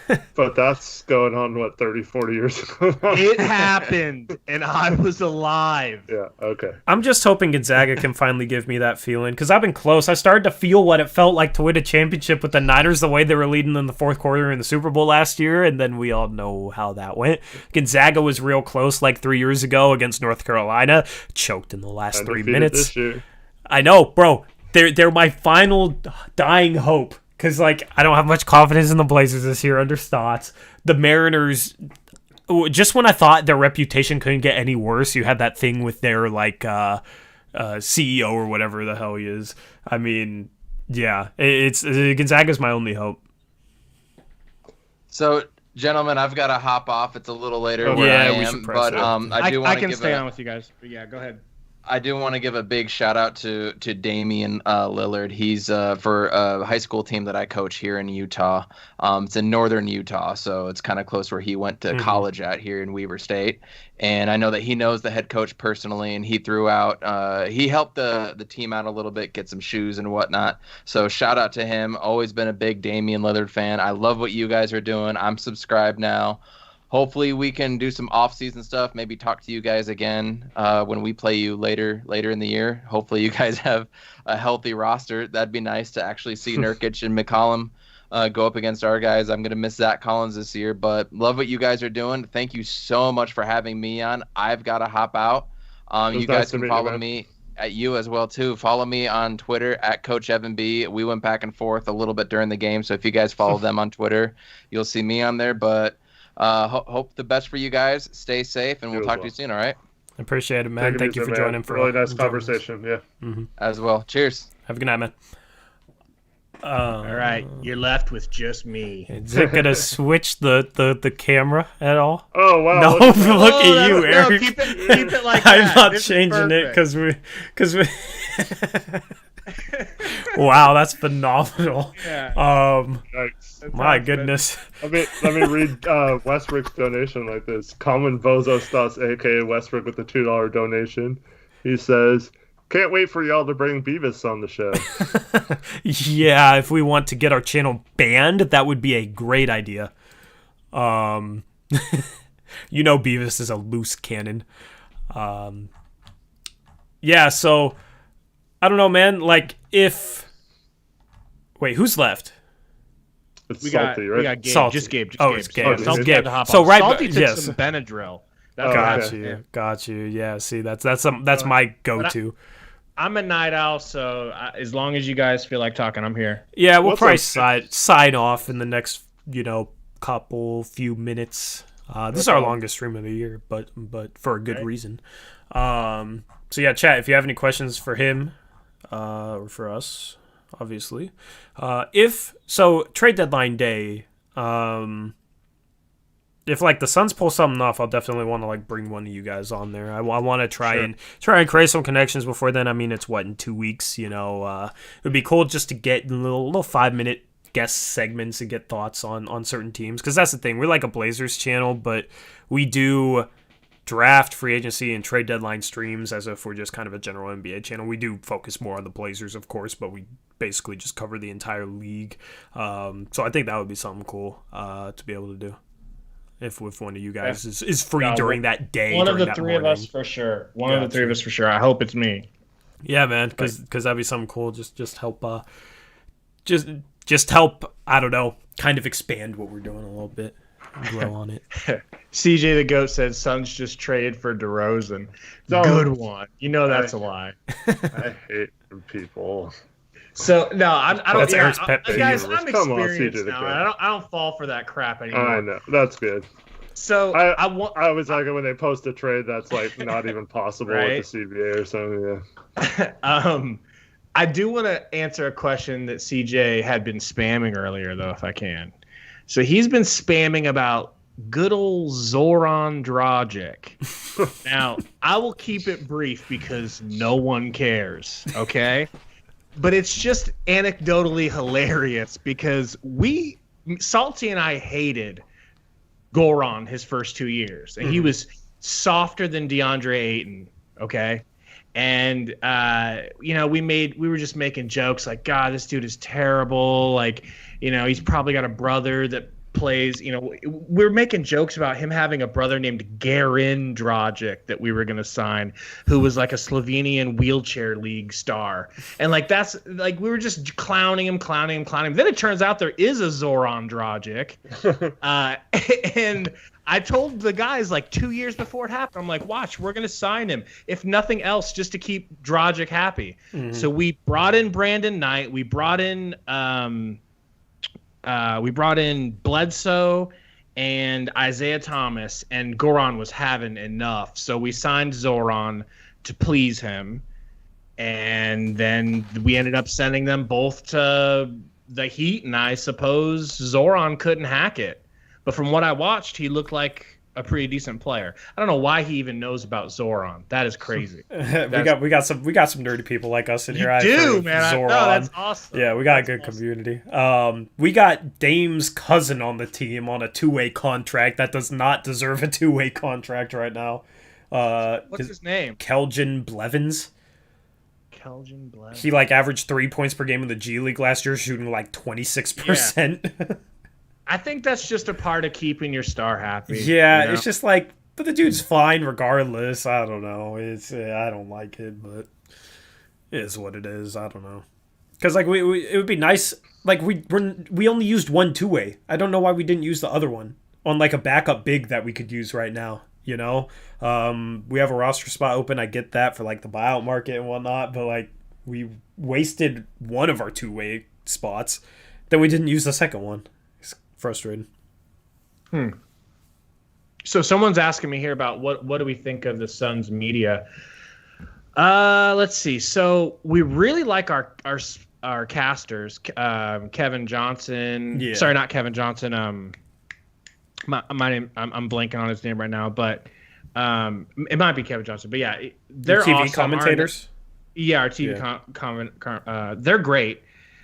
We don't really have much of a media because no one cares about the Suns. I mean, Tom Chambers does the post-game show with some little dude, and they're cool. You know, we don't hate our Sorry, Eddie Johnson. Thank you, Coach. EJ. EJ's the best. I mean, EJ will sit there and clown the Suns. He is the antithesis of what's the dude from the Spurs that does their play calling? Sean Elliott. Yeah. Have you guys ever listened to a Sean Elliott narrated game? He's basically performing oral fellatio on the Spurs as the game is just going on. Just sugarcoating everything. It's the worst. Bro, our announcer right now is exactly like that. Like, next time we play you, maybe listen to our broadcast, man. After this game, it's the Blazers put up a valiant effort, but the Suns knocked down too many threes. It's just like stuff like that, you know? It's just always, they're giving forth just a phenomenal effort, and it can be like a game where it's like we're barely hustling and we're not doing anything special in the effort department, and it's just always kind of like the organization is feeding him things to say, because I'm pretty sure like our organization runs, right, Eric? Doesn't our organization run the TV crew? That's always nice. So in a way, it's like weird. The way I've been explained is they do not. They hire the two announcers, but everything else having to do with it is run by the TV station. Yeah, but they, they're out there like holding our commentators accountable. You know, like you better not say anything. You know, it's our GM is a little. It kind of controls the narrative, so to say, or tries to. That's never good. Yeah. So I'm jealous. I can understand why you guys are. Yeah. See, I think the reason why is probably because you guys have been so good for so long that he's trying to sugarcoat it because you guys are just like going through something right now. With the Suns, we've been so irrelevant for so long. Like we're past the point of sugarcoating stuff. Like we're not churching anything up. We know what we are. Like we're ready to call out our flaws. And the fact that we don't have a lot of flaws this year is just weird. It's just weird. He doesn't know what to say, doesn't know what to criticize. Yeah. But our current play-by-play guy has no play-by-play experience in like pretty much anything. Wow. And was like a former basketball player. Like, I don't know. It's just we're throwing him in over his head, and it's kind of like the cheap option, so to say, because our play-by-play guy from last year, Kevin Calabro, I don't know if you're familiar with him, used to be a Sonics guy, did some like TNT games, like nationally televised games, was like the radio guy for the finals for a few years. He was a really good commentator in my opinion. He retired or left for whatever reason, and we just replaced him with just this guy who's was like a studio host who had never done play-by-play before, and it's just like it's frustrating. That sucks, man. Yeah, we really enjoy watching the Suns games when we get to hear our announcers. It's a treat, man, because Eddie is funny. You know, he will call the Suns out for their BS. He points out when other teams are playing well, like he doesn't hate, and it's just funny. Are you guys still doing the Sherwin-Holmes thing or whatever it was? Every three, do you know what I'm talking about? Counts for like $100 for and they'd say it after every three. Fulton Holmes or something like that. Yes, Fulton Holmes. I'm pretty sure they do. I'm pretty sure. Oh, I can't stand that. What, like the noise that goes off in the stadium? No, not the noise. It's just every time they hit a three, I just hear like they plug Fulton Holmes every three they hit, or at least they used to. I don't know. Chat, do you guys know what I'm talking about? every time they hit a three, do they say something about Fulton Holmes still, or was that like in the past? Do you know what I'm talking about, Eric? I've gone to a couple of games. It's more noticeable when you're there. Huh. Coach Evans says yes, Tori. The TV commentator. Not the PA, the TV. Oh yeah. What's his little name? Coach. Yeah, he does. Yeah. I hate that. That just ruins it for me. That's funny that's annoying to you. That's funny. Well, bro, I couldn't stand it, man. I don't know. It's for every 3 the Suns hit, we donate $100 to Fulton Holmes. Every 3 is like, a damn advertisement. Yeah, that's what it is. I mean, like, shout out for the charity work, but like, it's like if they're doing charity work, $100 for every 3, let it be charitable. Don't turn it into it's almost like they're paying $100 for every 3 so that you'll plug them every time they hit a 3. That's not. I don't know. That's an ulterior motive. $100 per commercial. Mm-hmm. That's pretty cheap. Yeah, I mean, this just drives me crazy. Shout out Andrew Miller, $5 dono. Sorry, real quick. He says, "Getting out of here, guys. Great stream. Appreciate you, Andrew. Have a good night, man." Thanks, Andrew. Westbrook also had another dono, $5. Says, "Me and Reese just won at Apex Legends. Thoughts on Blevin's cousin? I feel like the Blazers need to bench him." So, yeah, Blevin's cousin sucks. Our 2 out of our 3 mods were playing Apex Legends while we're having a stream. Hey, you know what? They they deserve a break. This has been a long stream. I'm just shout out to everybody who's been here the entire stream, man. I'm jealous they won without me because we were playing last. Yep. Anything else you wanted to like touch on for either you, or any questions either of you had that you wanted to ask or answer or anything?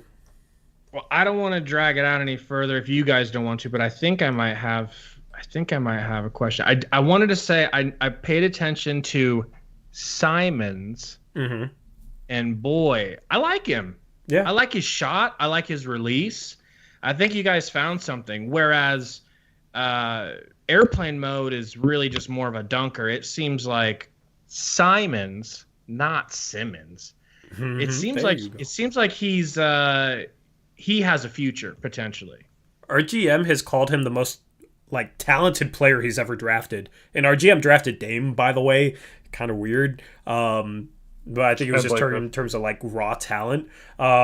But yeah, our GM loves him. Like potential, I think he has a lot of like long-term potential. I mean, he's only 21, so like long-term, I could see him being like a really good, one of the best sixth men scorers in the league because he's athletic and has some ball handling ability and, you know, a little shiftiness to him and shooting over 40% from 3. And like I told you before the game, like it's on some contested 3s and he hit a couple tonight.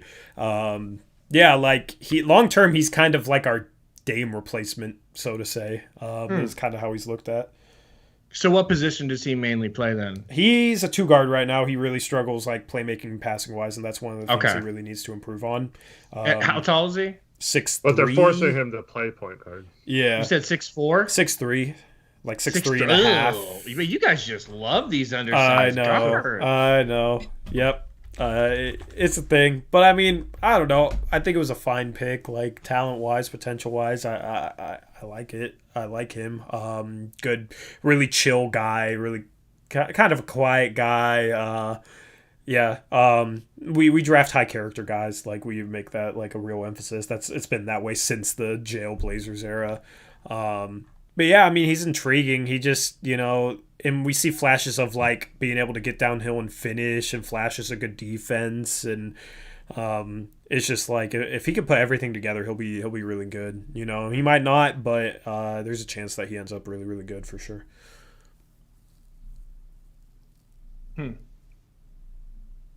Only other thing I could think of is I noticed that Melo seemed extremely. I don't know. It's like he was on the juice tonight. I don't think he had the greatest shooting night for him. 4 for 12, 2 for 5 from 3. It's not as bad as some other nights. Does he always hustle like that? He seemed like he was really hustling for rebounds and loose balls. No. not rebounding wise lately, but he has, to his credit, played better defensively the last couple months. Yeah. He'll have stretches where it's just like you don't notice him on defense, which is good for Melo. And then I'll have stretches where it's just like, is he even trying? Is he even paying attention? You know, it's he's just streaky on both sides of the ball. You know, when his shot's falling and he's buying defensively, he's a really good bench scorer.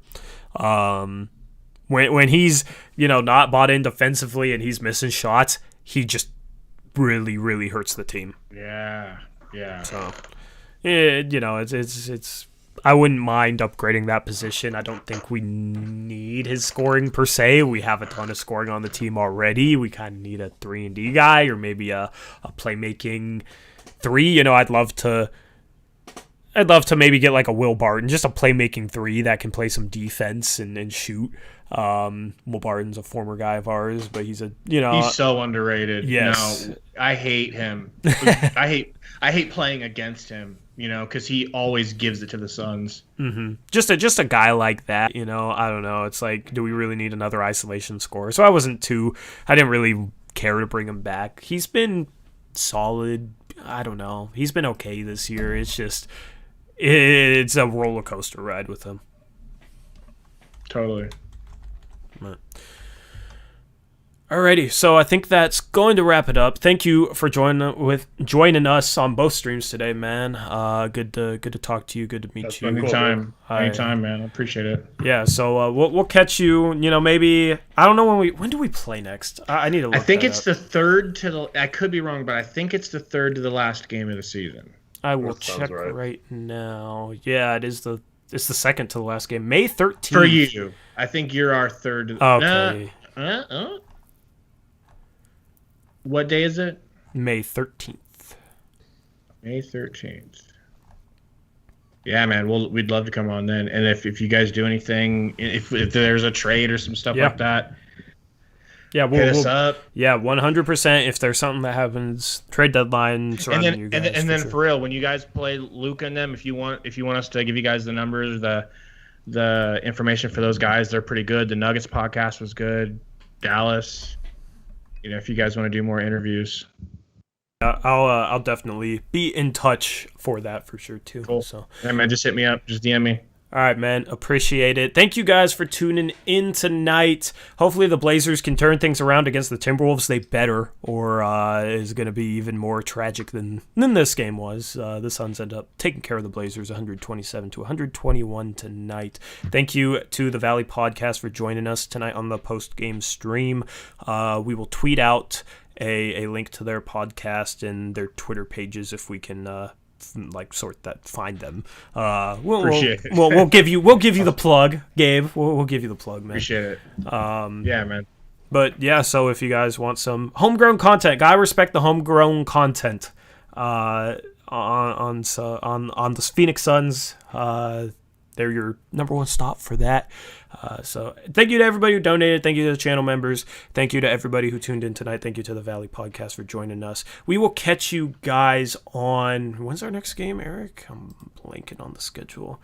Saturday. We got a doubleheader against Minnesota. Hopefully that's a good time. If not, I said for the first Minnesota game, I said if we lost to Minnesota, I would do a drunk stream. I will keep that promise for Saturday night.